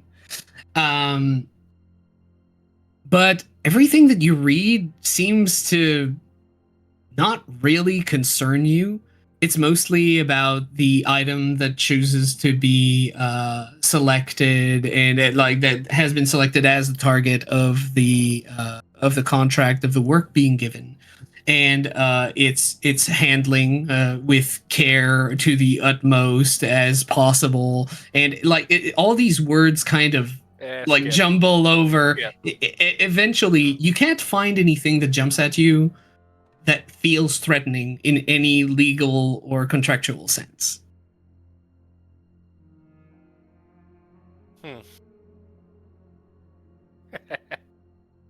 Sucker. See why you chose me. And it seems I chose well. And as soon as both of you have signed, like the roll of paper just furls up again and kind of rolls up into the darkness. What about Princess? Princess is gonna try to do an insight on this puppet. All right, wonderful. Give me an insight. Oh, 21. I remembered to say it. I'm never gonna do it for Olivia. So this puppet is definitely an awkward. I mean, what are you trying to ascertain with insight? Literally only if it seemed like if it believed it had the power to help me free my kingdom. Like, doesn't care about anything else ethically, morally, or consequences necessarily, but It seems in the brief moment that you actually breached the subject, which is when that insight would have happened. You think that that Mr. Fetch is showing quite a bit of confidence in his capacity to offer that for you. Now, he did mention one thing, which was he would owe you one thing. Power is one thing. The way there is another. Right. So it would be one or the other, and clearly he's banking on the fact that you will do more work for him in the future. possibly if he needs your skills, and if you don't die. You do sign. Sign it.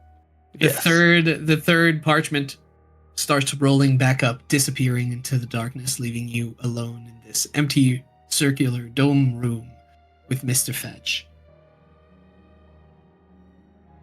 Wonderful. And as he says this, you all feel your purse get a bit heavier. If you want to add now, for the duration of this adventure, what gold, silver, or electrum or copper you have on you is mostly irrelevant. There is no Fey. Yeah. And platinum is super relevant, but no Fey are really intrigued. This is simply not the currency. You now all have 50 wild on you, which is just trinkets that appeared in your pockets, or purse, or coin purse. Did you put Like a Like circle little on my homie dolls hat? and stuff. It could be that, like, it could be like a child's drawing, the first lock of hair of a newborn child, just a bottle with a memory of like a child's first laugh, a forgotten toy, a sock that disappeared. Like, it's all these things. But you have 50 of them. There's a snake in my boot. Yes, an original Woody. You now have in your pocket. Oh, I hate Electrum. I'm going to use that as a. That's what I did too. But I mean, you don't need to remove all of it, because long term and hopefully, if this becomes an interesting adventure and we want to continue it beyond the Feywild, then whatever actual currency you have might be useful once you return. But for the duration of this adventure, I do want to say that it won't have much impact. Yeah, and Percy, I think just from seeing the Goblin Market, would have already kind of gathered that, Yes. like, different kind of wealth here. Yes, definitely. Now, I hope this will get you started, or at least ready to tackle on what's the next part of your journey. I suggest you meet with a guide I managed to convince to serve. She'll be able to lead you all the way to Tearfall, or at the very least, the outskirts of it, as safely as she can.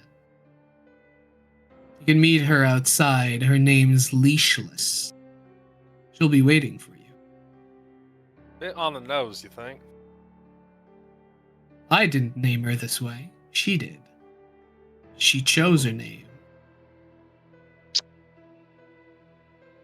Interesting. Well, before we go, is there any other information we should know about the object or the party that we're looking for? The party that you're looking for is from the material place, a realm called Am. They were financed by this gnomish woman. They're named Turvaround Albarti. She's the one that accepted the contract for me, making sure that she would get only the best mercenary,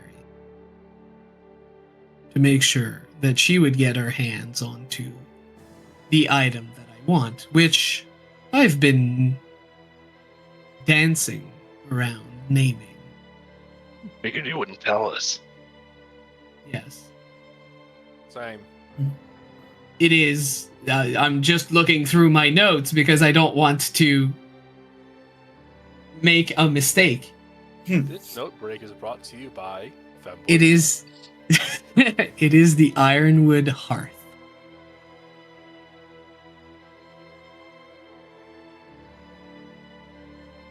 I have reasons to believe that the King of Tears, before his sudden death, had acquired many historical artifacts that had histories that he wanted to preserve. The Ironwood Heart is one of them. And amidst the menagerie of memories and stories that he has accumulated, I think that you should be able to find it somewhere in his castle or in his realm. I care not, honestly. As long as it's brought back to me, you and I are going to have a long, very happy relationship. We'll see But how about fucked that. are we? Are you skilled enough? If so, not at all. Hmm. The exit's right here. I must turn my attention to better things, if you don't Well- mind. We Ah, don't got climb up no more stairs, do we? I'm sorry. But it's better to have endurance for the trip ahead. Fuck. And there's just a kind of light that washes over Mr. Fetch, and his features become wooden who again. pulls the strings? Oh, god damn it.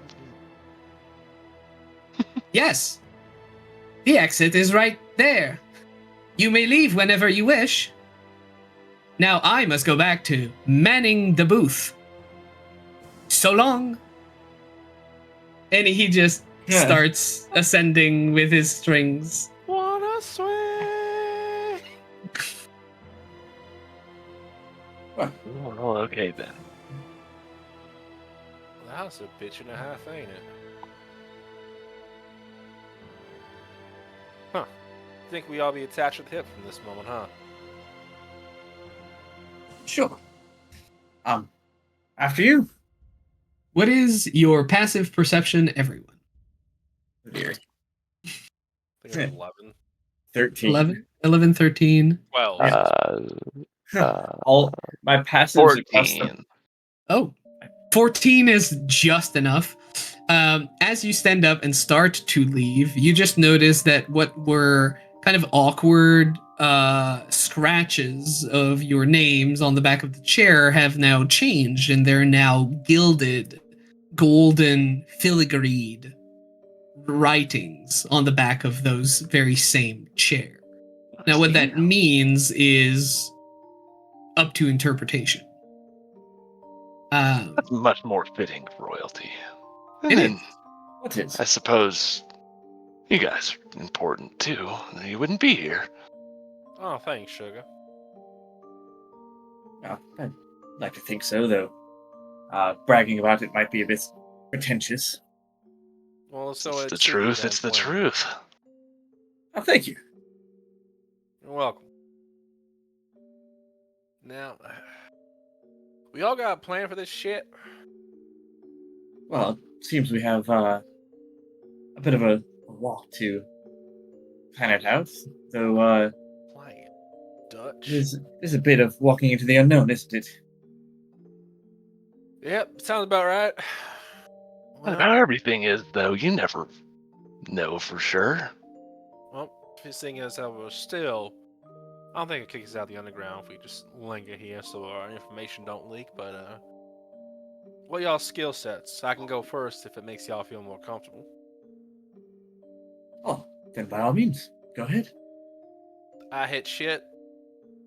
Tends to go boom when I do. And, I mean, yeah, that's pretty much about it. I hit shit, it goes boom.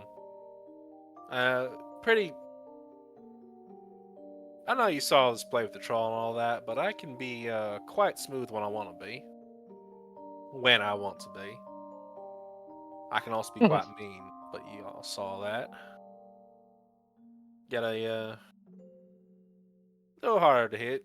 It just kind of knocks on her armor, and she pulls back some of the cloak. It's not as well kept as it should be. It's seen better days, but it still looks to be more superficial dense than anything else. It's more function over form. Apart from that, stick by me unless I start glowing real hot. Then just stay the fuck away from me, because you'll start burning too.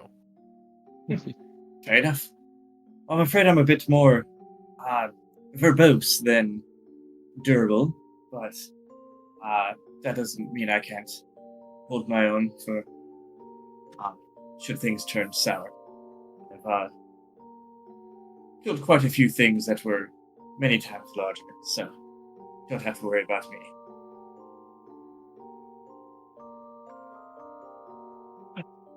Right, so you magic, you martial, you what the fuck you working with? Oh, I do prefer a bit of the. I can't think of another word for magic. I was trying to enhance my Arcane? vocabulary. The Thank you. weave. Yes. The weave, yeah, sure. Yeah, Ether? Eldritch. Yes. Well, we don't know Eldritch about Well, might be- Eldritch is kind of Eldritch is a telling, little in on the this game. nose. Yeah, yeah. So that's not a word I would use. But it's like, oh, I definitely have more of an affinity for the arcane. Right. Are you Princess Bubblegum, was it? Oh. Thank you. Let that slide. It's fine. You're not my people. What we's can? Yeah, so I mean, I have a firm understanding of how battles go and how to utilize people to the best of their abilities. And I'll try to keep the two of you standing and let you do just that. So, alright, we got the brains, we got the bronze, and then we got the power. Alright. Sounds like Mr. Fetch does indeed know how to gather a party. I think it's more the vulnerability that we all put out into the universe. Considering my lack of, she's kind of knocks her head. Your quickness and sign shit you probably should have read first, and then your ambitions. Hope you don't choke on them. Yeah. In case you hadn't noticed, I don't really mince words. I hadn't noticed at all, actually. Got an endless appetite for ambition. She's kind of like doesn't like do the the look to the camera kind of thing, just like Yes, breaking the third wall is a skill you can do as an action in the Feywild only, though. Savras, just give me a guiding light here. Like, right. Now, now, I will say something I should have said earlier, but I intended to give all of you one inspiration point for your introductions. You should all start with one inspiration for it. So it's on the contract. Fuck. Well, do you want to? It's fine. It's better. Yeah. Okay. It's better this way too. Yes. So yes, I just wanted to make sure that I got that out of the way. Thank you. Well, we got these 50 little chitlins, I guess. We got a mock. We wildin'. Right? Yeah, so I said chitlin.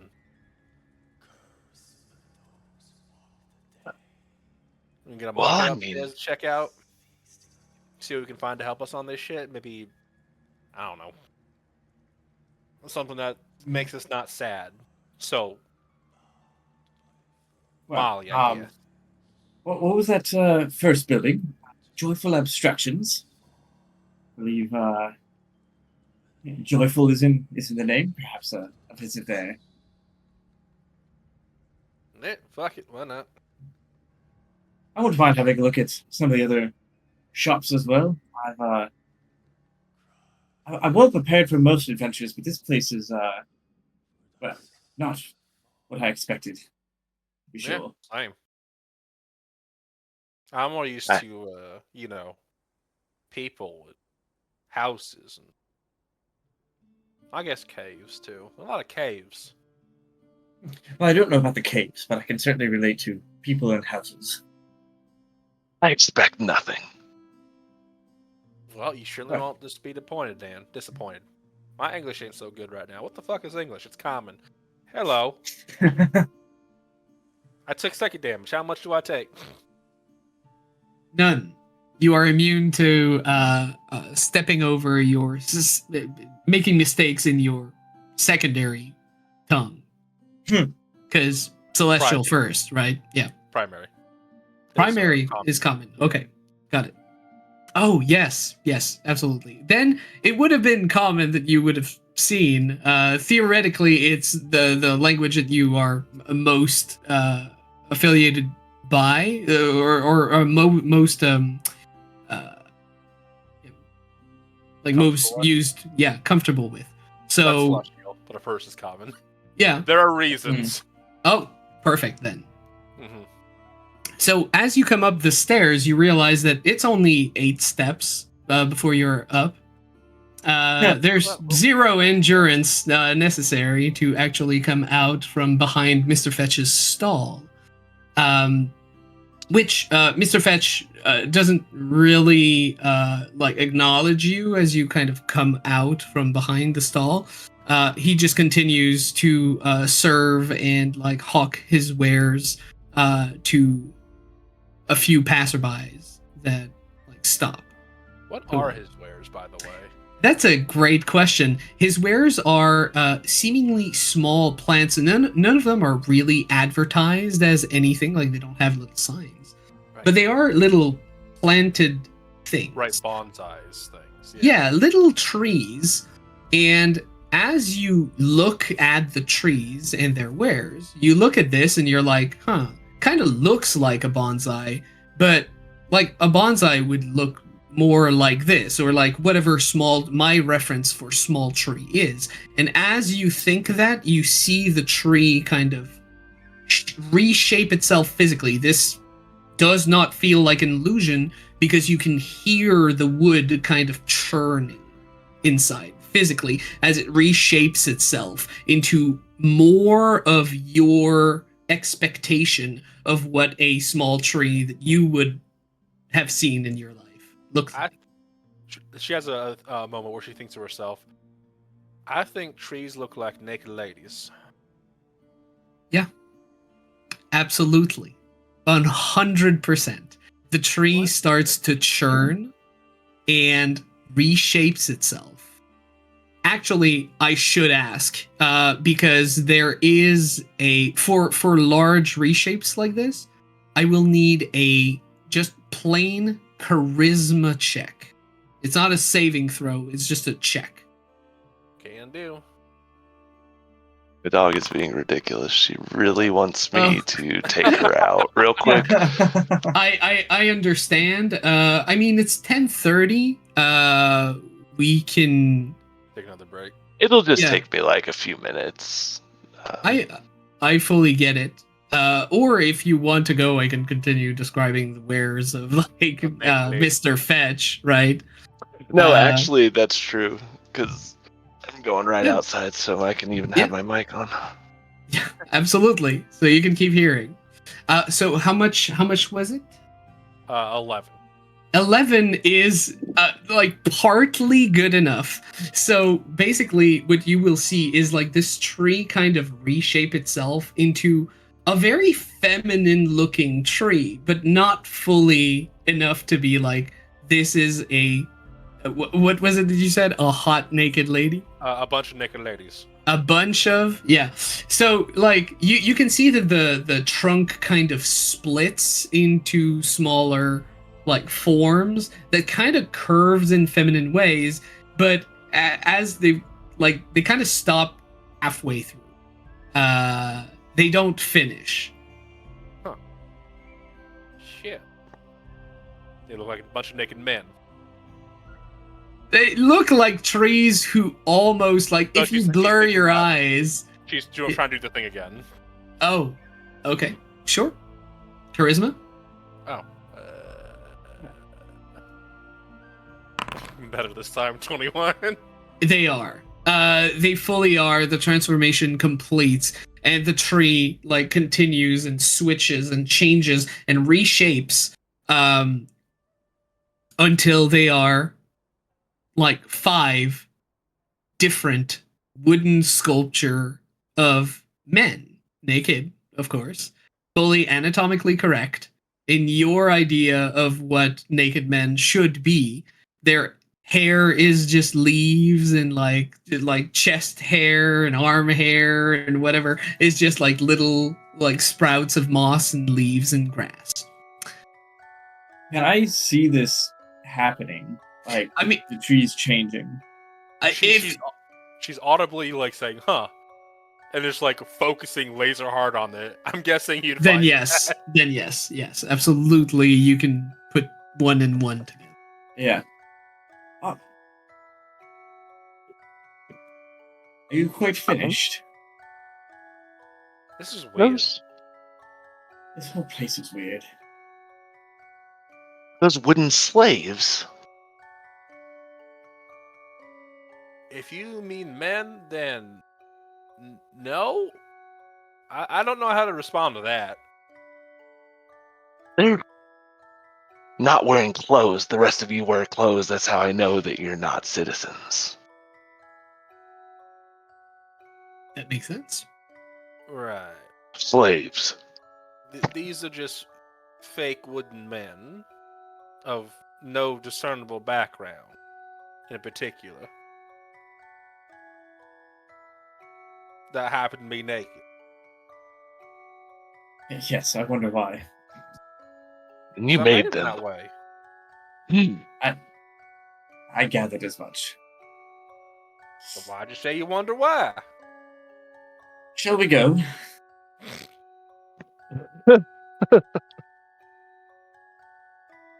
You a funny one. Alright, get the abstracting going, I guess. Absolutely. So as you step away from Mr. Fetch's stall, I believe that with a 14 of passive perception, Princess Gaster would be the one realizing that a short halfling-like woman seems to be following you from far. She's not being subtle about it. Her hands are in her pockets, and she's kind of like walking behind you, separated often by like customers and passersby.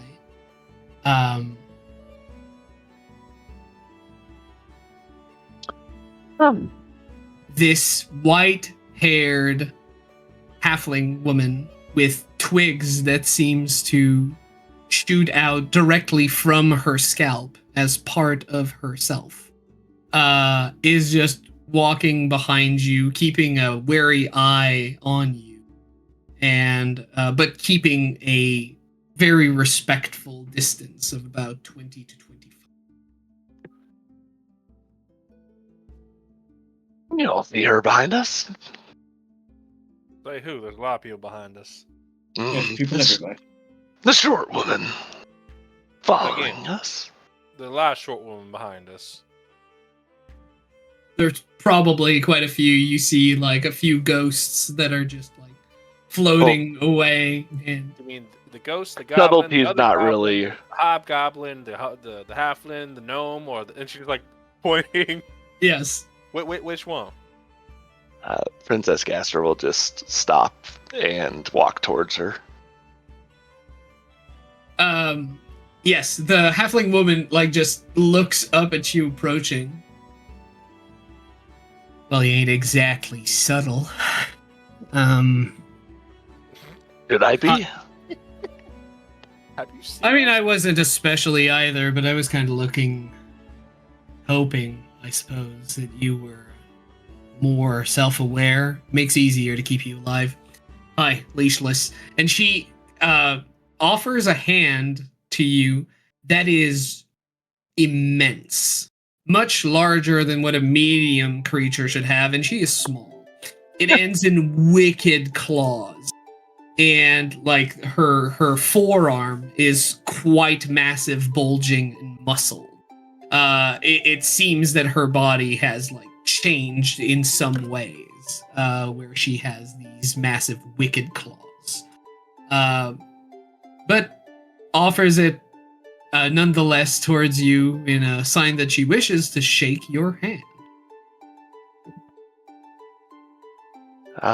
Not sure you would really recognize that so much. That's true. You wouldn't have. I mean, I figure I mean, she's that seen a lot of stuff, but yeah, I mean that's a. So she looks at you, hand outstretched towards you. Wait 5 to 6 seconds before it becomes palpably awkward. Is it some sort of salute or sign of deference? And then she moves her. Is it like she places her hand back into her pocket? Like, you're smart. I like that. Shouldn't shake anyone's hand in Feywild. You might survive the trip, actually. What about the 2 other bozos you're walking with? I don't know, bozos. I imagine Luke is like, oh, sorry, go ahead. I mean, she'll when she says that, look at you guys as if like, go on. I imagine like we're like still like a little farther ways back, just like We're like making our way through the crowd to catch up here. yeah. She sees you like kind of making your way through the crowd, and yeah, that's gonna be a challenge. You got Skinny McSilverspoons over there, and what is this? What? Nothing from me? Oh, now I heard you talk. I mean, hi, I'm leashless. I ain't born yesterday, Sugar. That's good. Give me a perception check, please. Active this time.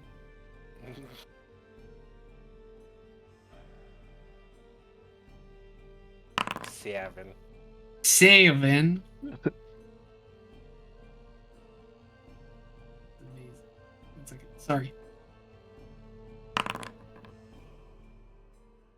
Oh my god. Yeah. So you are indeed not surprised as you realize that as she moves her hand back, her other hand was trying to reach and like grab your purse. And you also like catch that without any issue. I mean, it was 2 people rolling terribly, I feel. So there's no skill involved there, but she's still like surprised. All right. Okay. Yeah, it seems like you weren't born yesterday. She just has a nice smile on her face, so she just... Oh, aren't you a darling? I like you. When she I left like her head. you. I mean, you all signed with Mr. Fetch, so we're all just a bunch of idiots. But in the end, That's about right. but we might just Not make it that. alive. Now, I ain't here to tell you everything about this. I figure that your common sense is going to help you way more than I have any intent of being. I'm there to be your guide. I intend to do it. When I tell you to stop, you stop. When I tell you to not drink that, please don't drink that, please. And, well, that's about it. If you listen to me, you'll survive. If you don't, you won't. So, I mean, statistically. I can't do everything. Ain't an archfey, but, you guys can figure out the rest. So, well, I don't intend to rush you either. I mean, I'm still a little tired, and I just went frog bobbing. So, how about you go around, enjoy the area, get some rest? I figure we can leave, well, whenever. I mean, night is not going to fall anytime soon. she says, just looking at the sky, and it seems to still be dusk. It has been dusk since you walked in. Yeah. Does night ever fall here? She just said no. I mean, You said not for some time. not for recorded memory. I mean, you guys aren't from here, so you probably don't know, but you ever heard of the Lady of Night and Magic? Can't say that I have. No. Religion or arcana might All right. Roll my shot again. -5. Nope. 8. Oh, Oof. baby, that's a nat 20. Oof. 23. Hey, 15 for Princess Gaster. We'll start with the 15. Everything I say for Princess Gaster, Percy also knows. well, wait. What But- about my 8? Yeah, you're just like night and magic. That's about right. I know both those words. Fair. So that. And then I'll talk to Percy after for additional information. Lady of Night and Magic is actually known under many, many names, was a powerful archfey to the point where she was almost considered an actual goddess in other planes.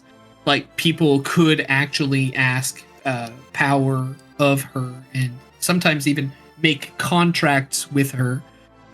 So out of game, she would have warlocks, although not clerics just yet, but she was approaching that point. You have seen, even in the astral plane, when you have interacted with the denizens of the astral plane, you would have at least seen one small shrine dedicated to her. However, the shrine seemed in disrepair and abandoned, as everyone seems to believe that the Lady of Night Magic has died over well, you wouldn't know how long ago because astral plane. But she has died some time ago. And yeah, that would be all you know. What Percy would know in addition to this is that the Lady of Night Magic was actually well known as one of the leader of the the Summer Court, along with the more well-known nowadays Titania. But she was always thought to be the most approachable one of the two. Like, if you really wanted something, the Lady of Night Magic was much more of the people originally than Titania, with her whims and acting way more like a queen. Could be dangerous in some instances. Lady of Night Magic has disappeared for hundreds of years. And since then, there has been wars. You've heard there have been wars in the Feywild for her stolen or lost purviews. Because whenever a powerful being dies, other very powerful beings have the fortitude to actually add more purview and more power to what they control, basically. One of her purview has never again been seen and has been completely lost in the Feywild. And that is night. Since that time, night has not fallen on the Feywild. That is what a nat 20 would give you. Nice. Yeah, well, in that case, Percy's response would be more along the lines of, say no more. I've heard tales and rumors. I believe I understand. Good. Well, you've made your research, that's for sure. I like to prepare. Yeah. You're a culture son of a bitch, huh? So, I'm gonna go sitting at Slim Picklin's. You come and fetch me whenever you're ready, and I suppose we'll get going. I'm good whenever. Is there anything here that we should get? You should not get swindled, that's for sure. Keep your heads about. Make sure that what you're getting are actually going to be useful and that it costs something that you're willing to pay. Because those trinkets will only go so far. Eventually, if you want some of the rarer things around here, you're going to have to get more of these. And that can be done many ways. Now, Pewter Green over there is quite a well-known jovial face around the night market. You can absolutely get there and exchange some of that gold for some wilds if you want. Otherwise, it's going to be memories and parts of yourself. But that can be worth... Yeah. I mean, some of them, not all of them are worth anything. Huh. I mean, I've tried to give many of the worst things that happened to me away, and well, there certainly is a very lucrative market about that, so I can now sleep better, and I don't remember exactly why I'm so angry all the time, but hey, I do have a lot more money in my pocket, you know? That's just So- repressing your traumas for future use for when it'll explode on you when you don't really see it coming. Well, I'd believe you if we were still in the material plane, but here things have a way of never coming back to you. So, Except at your worst moment. well, I mean, they made me who I am, but they're not who I am. You know what I mean? Yeah, it makes sense. I know what you mean. Perfect sense. You gotta keep both eyes open. Yeah, I Says mean, that with an eye patch over her eye. Yeah. I don't know what's under there. Maybe you are keeping it open. It's only partially obscured. You can still see in there. It's just, you know. Yeah. But also, just make sure not to sell too much of yourself. Otherwise, you might end up like those faceless over at Widow Mactan's. So, Faceless. yeah. Puppets with strings, essentially. Oh no, puppets with strings. I mean, puppets are a little on the nose for the Feywild, but that's just Mr. Fetch. It's just he can't be everywhere at once, and he's one of the only goblin that owns more than one stall in one goblin market. Goblin? So, yeah. Do you not know what goblins are? He's a goblin. Oh, no one's ever seen Mr. Fetch. Oh. This persona's a goblin. I mean, it's always goblin puppets everywhere, but it's also in goblin markets. So, I mean, get from that what you will. I see. Certainly a shrewd one. Hmm. All Yeah, right. well, I don't know what kind of crazy creatures you have around here. Maybe Just open your puppets are eye. a thing. I don't know. I mean, some of them are puppets, but We literally just talked to one. yeah, Yeah. obviously. There's also these. I mean, and she just points over to some auto gnomes that are walking around, just looking at things, calculating the probability of like getting fucked over by certain merchants. 98%. It's high, they say as they continue walking. Well, I said. Yeah. So make sure you come back here in like serviceable state and ready to go. Alright, thanks for the warning. Pleasure. Now, Mercy is. Oh, go ahead. no. Well, that's. I think you were answering my question before I asked it. So. Percy is keeping Gamora's warning in the back of his mind of not giving, or not coming back to something else, and is now curious about these faceless ones, and has every intention of making his way towards Widow Mactan. Yes. Yeah, Widow Mactan. Now I have to apologize. I drew this map late at night, and for some reason I never caught that she's a solution broker rather than a solutions broker. I don't. Is that not how you spell broker? Maybe. I don't know. No, there's I an think additional there's no scene C, there. yeah. There's an additional scene there, and shouldn't be, and it's my fault, and I apologize. I don't see it. I thought it was just a Feywild That's amazing. way of spelling it. Yes. I thought maybe that's how it's spelled. I've never seen it spelled. I don't know. Fuck. Oh, okay. Next time I make a mistake, I'm not going to call myself out on it and hope that no one Hey, sees it because it hey, could have Street. passed. Look at this idiot. He's misspelling things. Zoomed Late out, I at thought night it when said it's tired and brackers, sleepy. but It's a solutions broker, but yes. Yeah. So yes, you would absolutely head over to Widow Mactan. Where would anyone else? Where would everyone try to go?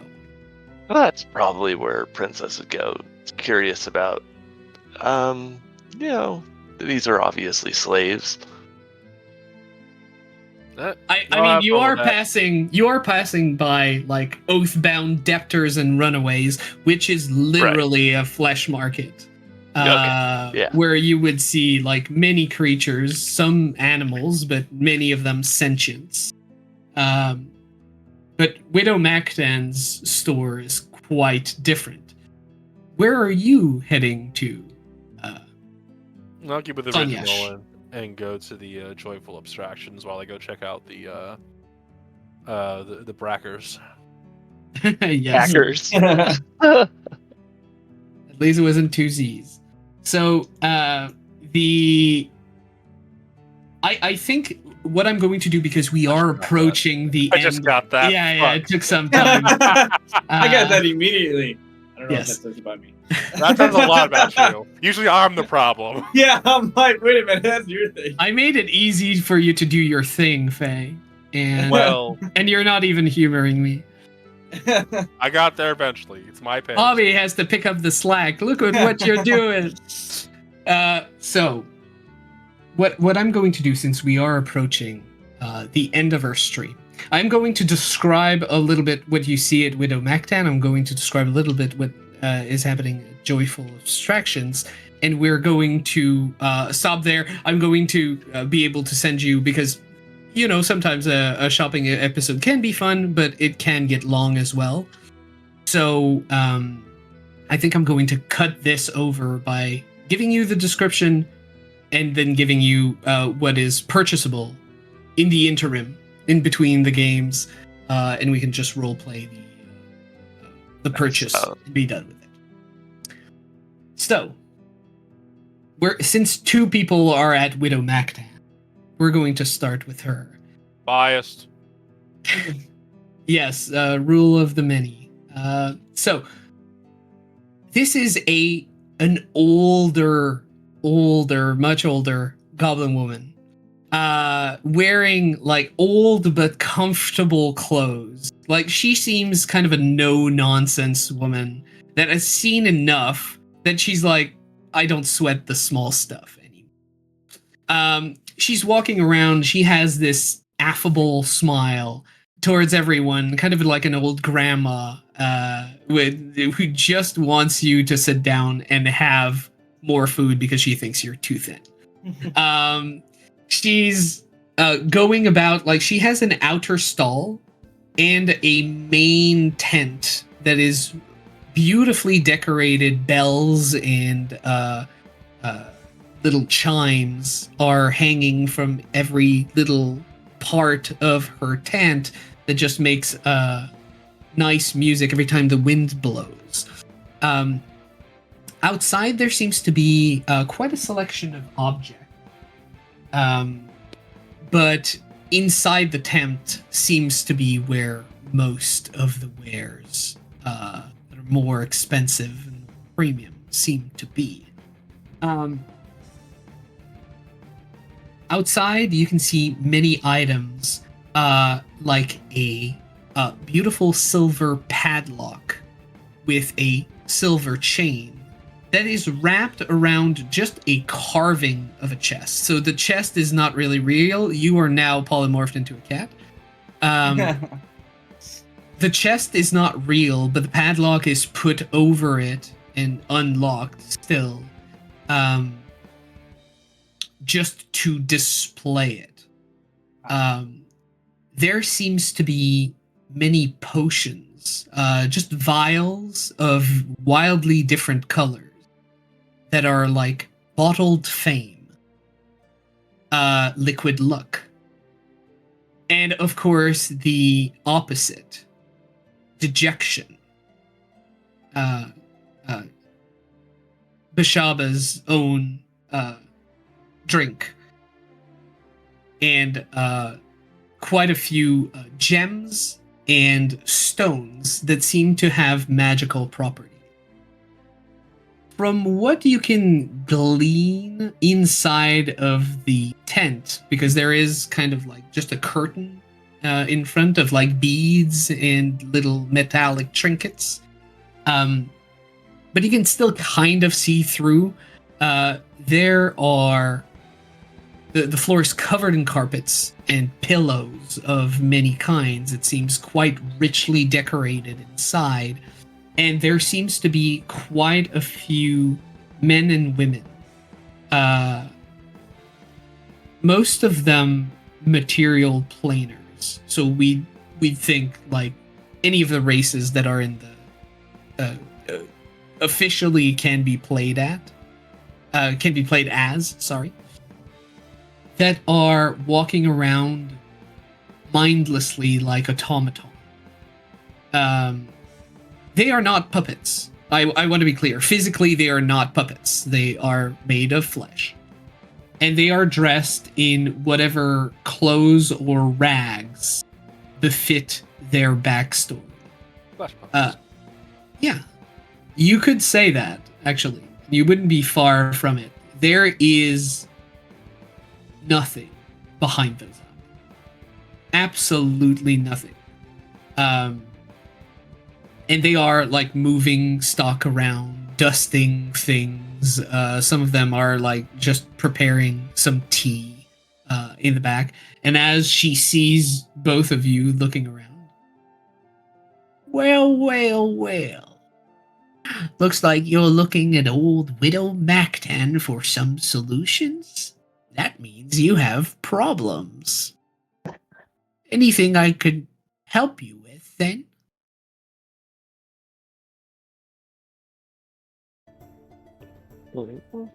Perhaps. What's the story with your assistants?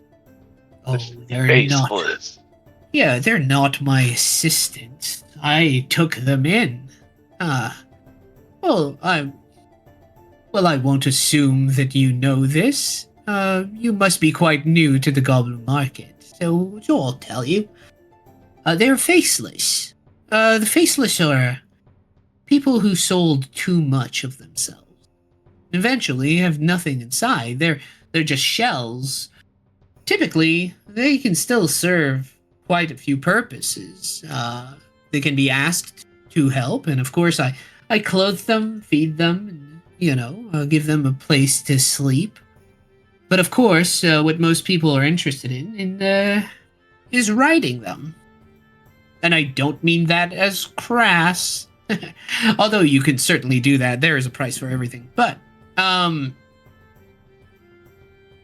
mean, if you're unhappy with your current body, or if you have people that are looking to find you and you would like them to never do, I mean, leave me your body as a faceless and take one of these.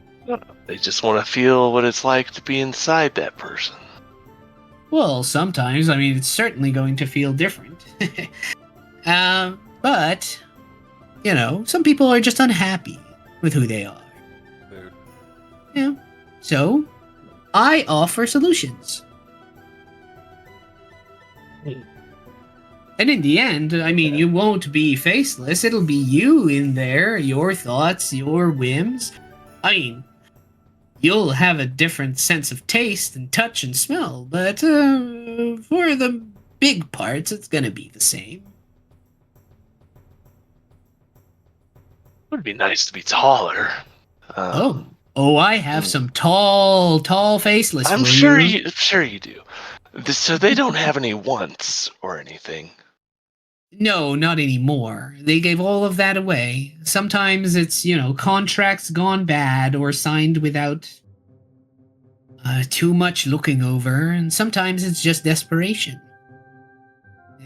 Selling more and more of them to get sensations that they can't get anywhere but here in the Goblin Market, and eventually there's not much of them left, so... I imagine you and Mr. Fetch have quite the lucrative relationship.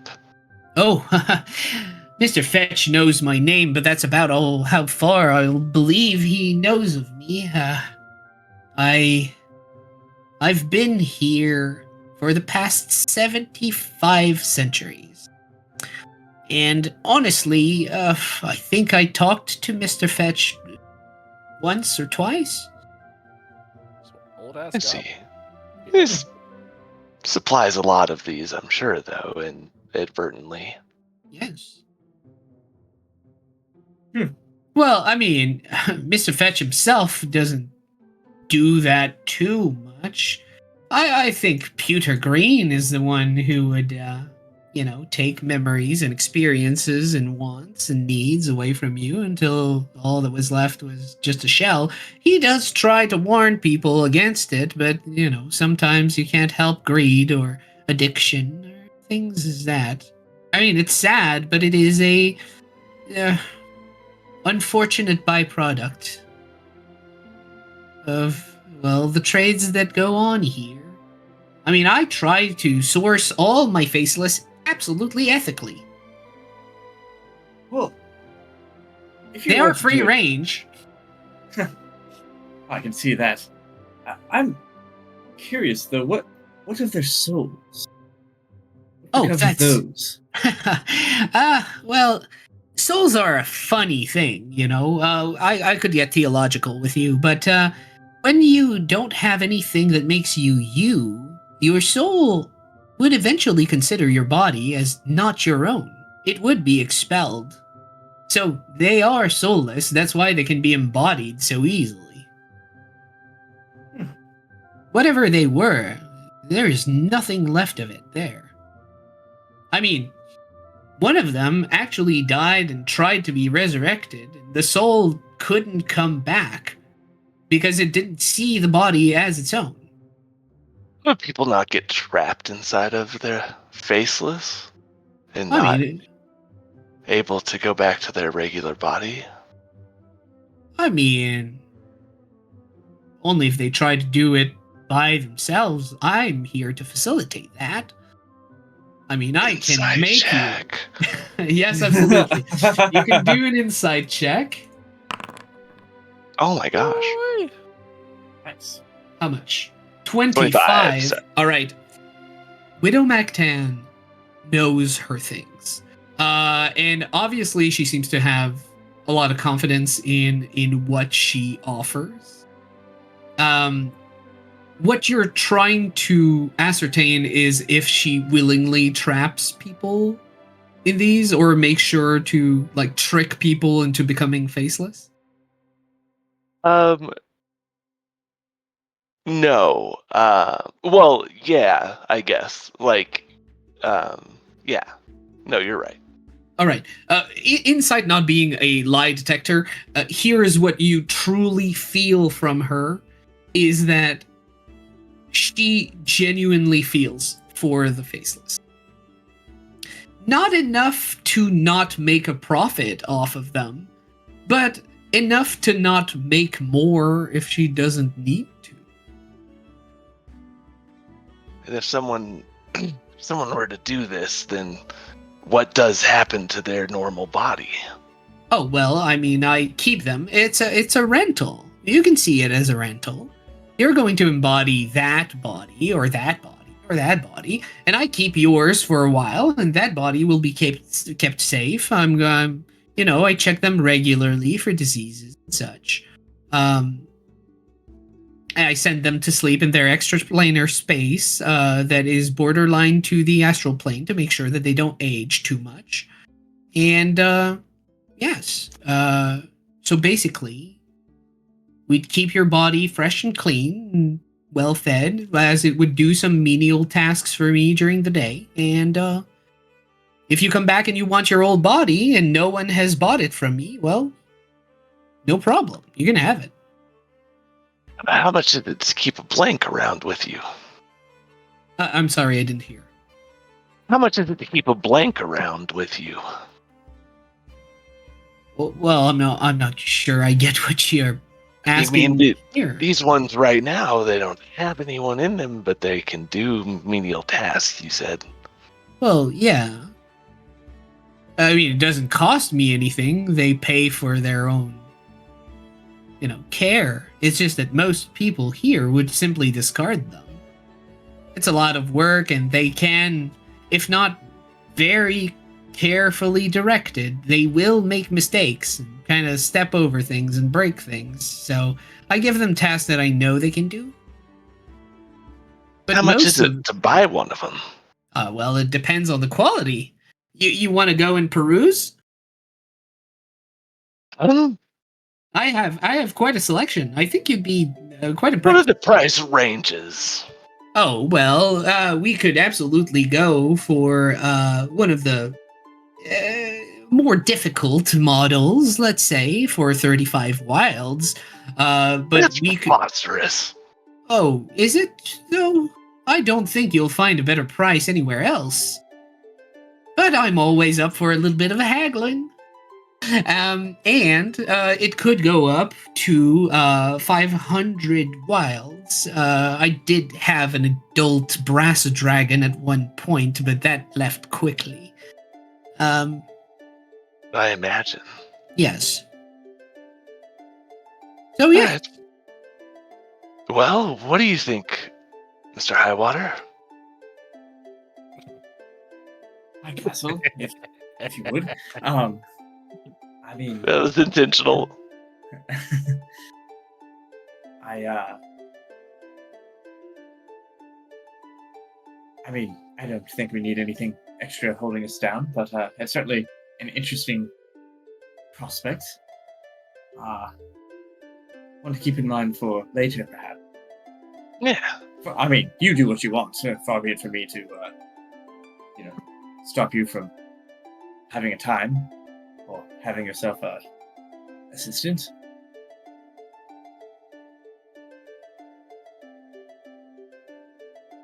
Well, you discuss amongst yourselves. I'll be right here, listening in because you're so close. What's your cheapest one? What's your cheapest one? Oh. Who's been here longest? Yes. I think that would be this one. And she points over. Obviously, they don't have names, because that's been sold as well. But she points over to a small quickling, that like black skinned entirely, like tiny, like we're talking obsidian skin, and has like 2 peg legs, and is just like walking very slowly, like bringing over like 1 tea leaf to a like from a pot, a container to the teapot, and just dropping 1 tea leaf into the thing and then going back several times very slowly. So it's a slowling, basically. How you feeling there, Kong? Player of a quickling in our main campaign. So, how much for the Oh. little unfortunate one there? Well, wait, would you want to embody it? No. Oh, well then, I mean, for 15 wilds, he's all yours. But you have to promise to take care of it. I won't buy it if you bring it into dangerous situations and such. I've always taken care of my dolls. Oh, this is not a doll. It needs to breathe and eat and... Oh, they breathe and eat better than most.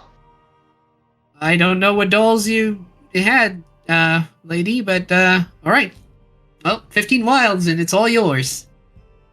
Alright, she'll pull out 10 All right. Hand them to her. She immediately, like, she doesn't even look what's in her hand, and 5 more. Well, you said you weren't opposed to haggling a little. Of course, you have to I understand, figured haggling can a go third both of ways.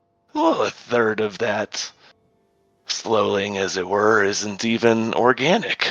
Yes, and here's my situation. You automatically focused on it because it seems you feel for this creature, and I think I could charge you up to 20, 25 easily, and you'd still give in.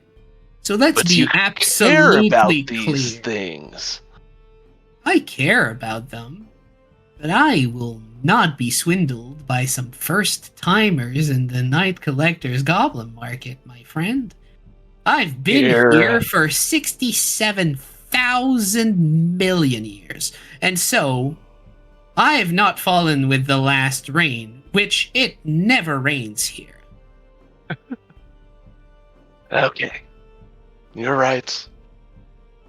She'll 15, give I think, is fair. the other 5. All right. You put it in her hand. We're going to jump over to Joyful Abstractions just quickly. But yes, if you want to remove the 15 and take this new familiar that you have, it is tiny though.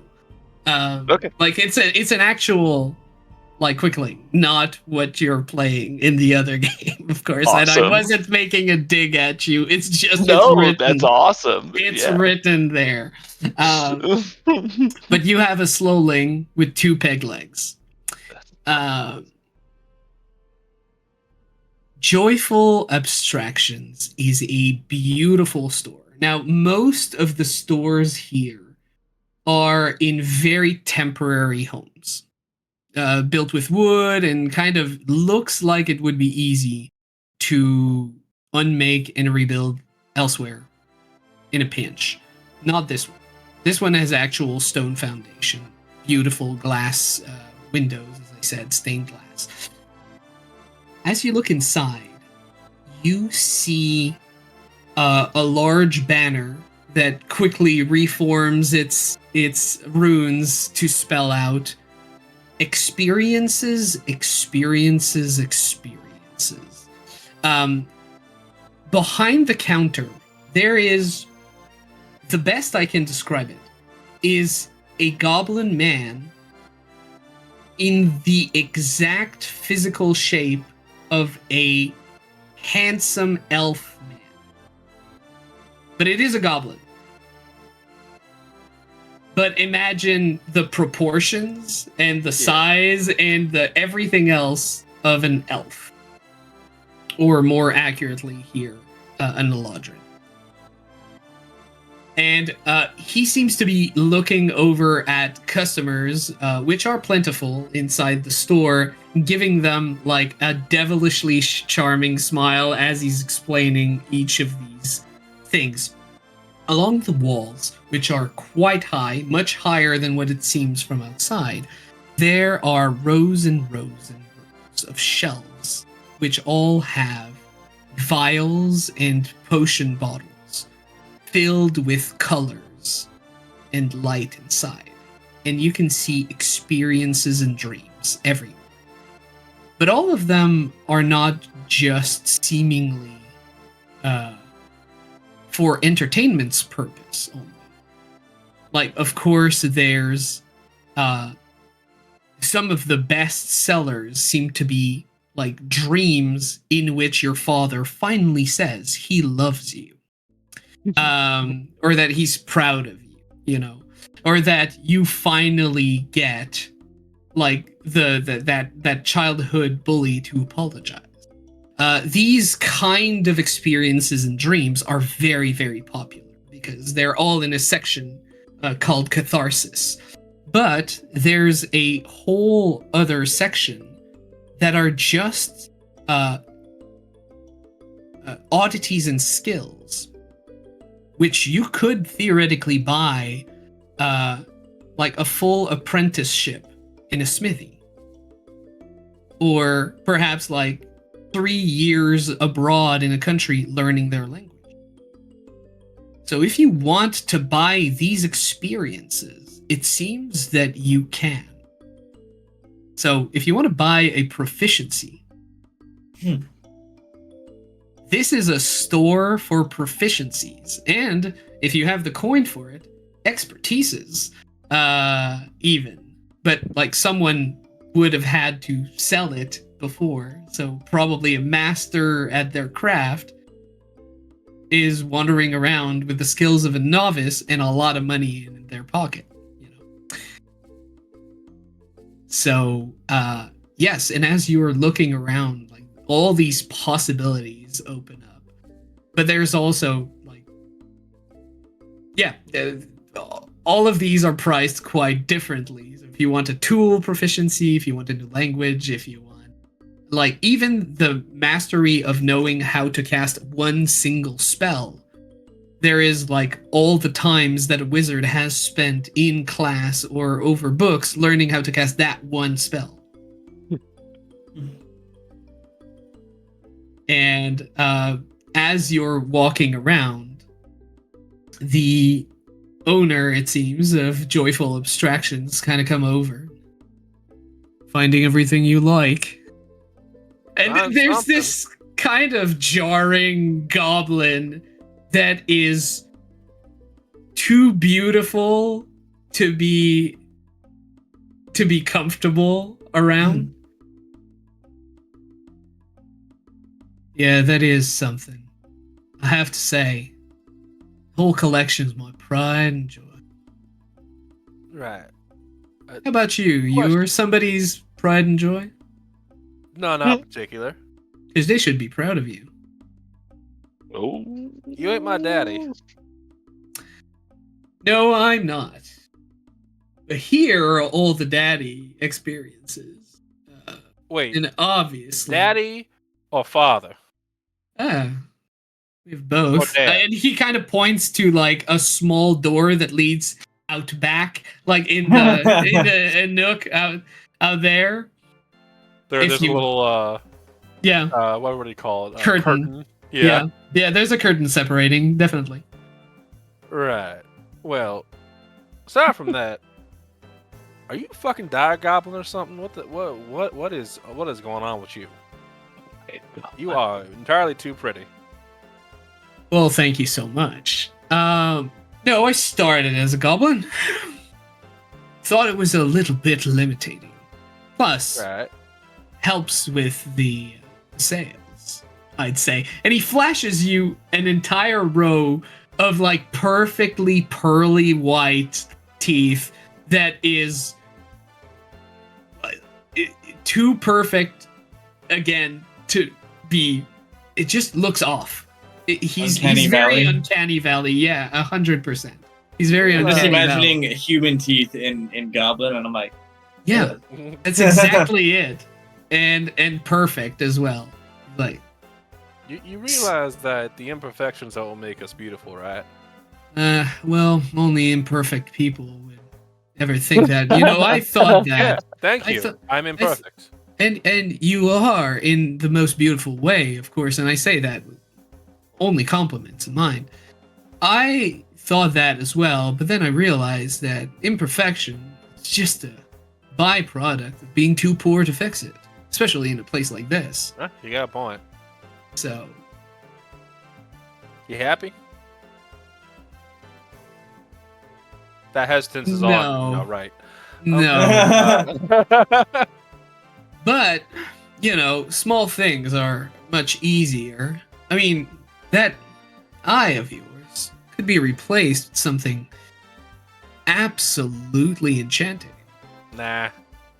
Sure. Yeah. Well, seems like there's no convincing you. How about that brain of yours? Does it sometimes feel like a bag of rocks you're dragging around? Wow. I don't know if I should be impressed or insulted, but yeah. I always aim for both. I figured. Yes. Because they're It is absolutely something. I mean, it's not something I tell everyone. He says in the same voice that Yeah. salesmen tell you that they say to everyone. But recently had a very interesting, quite premium memory come my way.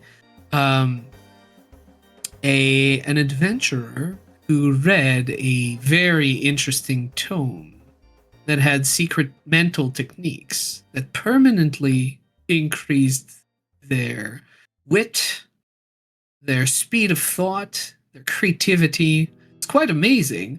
They didn't want it necessarily, and so they sold it to me. But you could get that yourself. And with a beautiful face like yours and a sharp wit, you'd be a triple, quadruple threat. Sugar, I ain't looking for nothing from my brain. My brain is beautiful as it is dumb. I know what I am. Right. Well, you keep on looking and, holler at me if you have any questions. Alright. How much for you label them skill proficiencies? What are those for? What do you got? Ain't got no price on them. Well, it's because everything is custom tailored. It absolutely depends. Were you looking at one in particular? Oh, you got a couple sharper-eyed people here, and you got someone who can read lips, and then you got Yes. what the fuck does that say? Oh, I can't oops. read No, that's a mistake. And he just takes that bottle, like puts it behind. I'll go put it in the back Oh no, well, later. I might want to buy it. No. It's fine. So, No, yes, sharper eye. Yes, I would like to know this. So basically, it was incorrectly put in the perception, like, kind of area. But it's a voyeur kind of thing. So. Yeah, absolutely. Sorry. Shelving mistakes happen here all you the can get time. fined for that. I don't think you know how goblin markets work, but It's a joke, mister, but alright. Yes, senses of humor are that way. Wow. There's alright. some. I see how we have come to an impasse. Right. Well, how Pretty much fantastic. are these other non-voyeuristic memories here? Yes. So basically, to have a regular proficiency, like there are also half proficiencies. Half proficiencies are 10. Full proficiencies are 25. Expertises are 55. Oh, 5 more than what I got. Huh. Well, you could ask some of your friends. Mm-hmm. I don't know what kind of hero people. There's always friends you can find here at the Goblin Market. You can even buy them. I'm gonna ignore that because I know there ain't no violence here. And she just kind of goes back to pondering.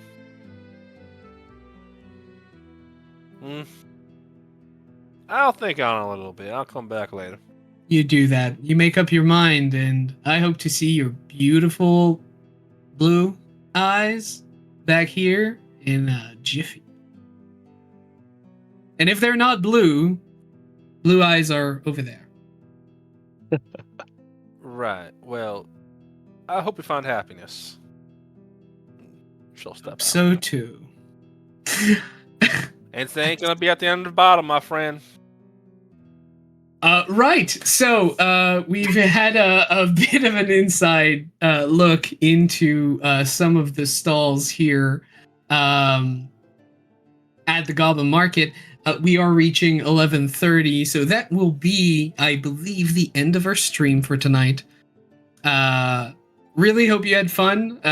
This is the start of something, and if I get... if people are interested, then this might happen bi-weekly. We'll keep you posted on this.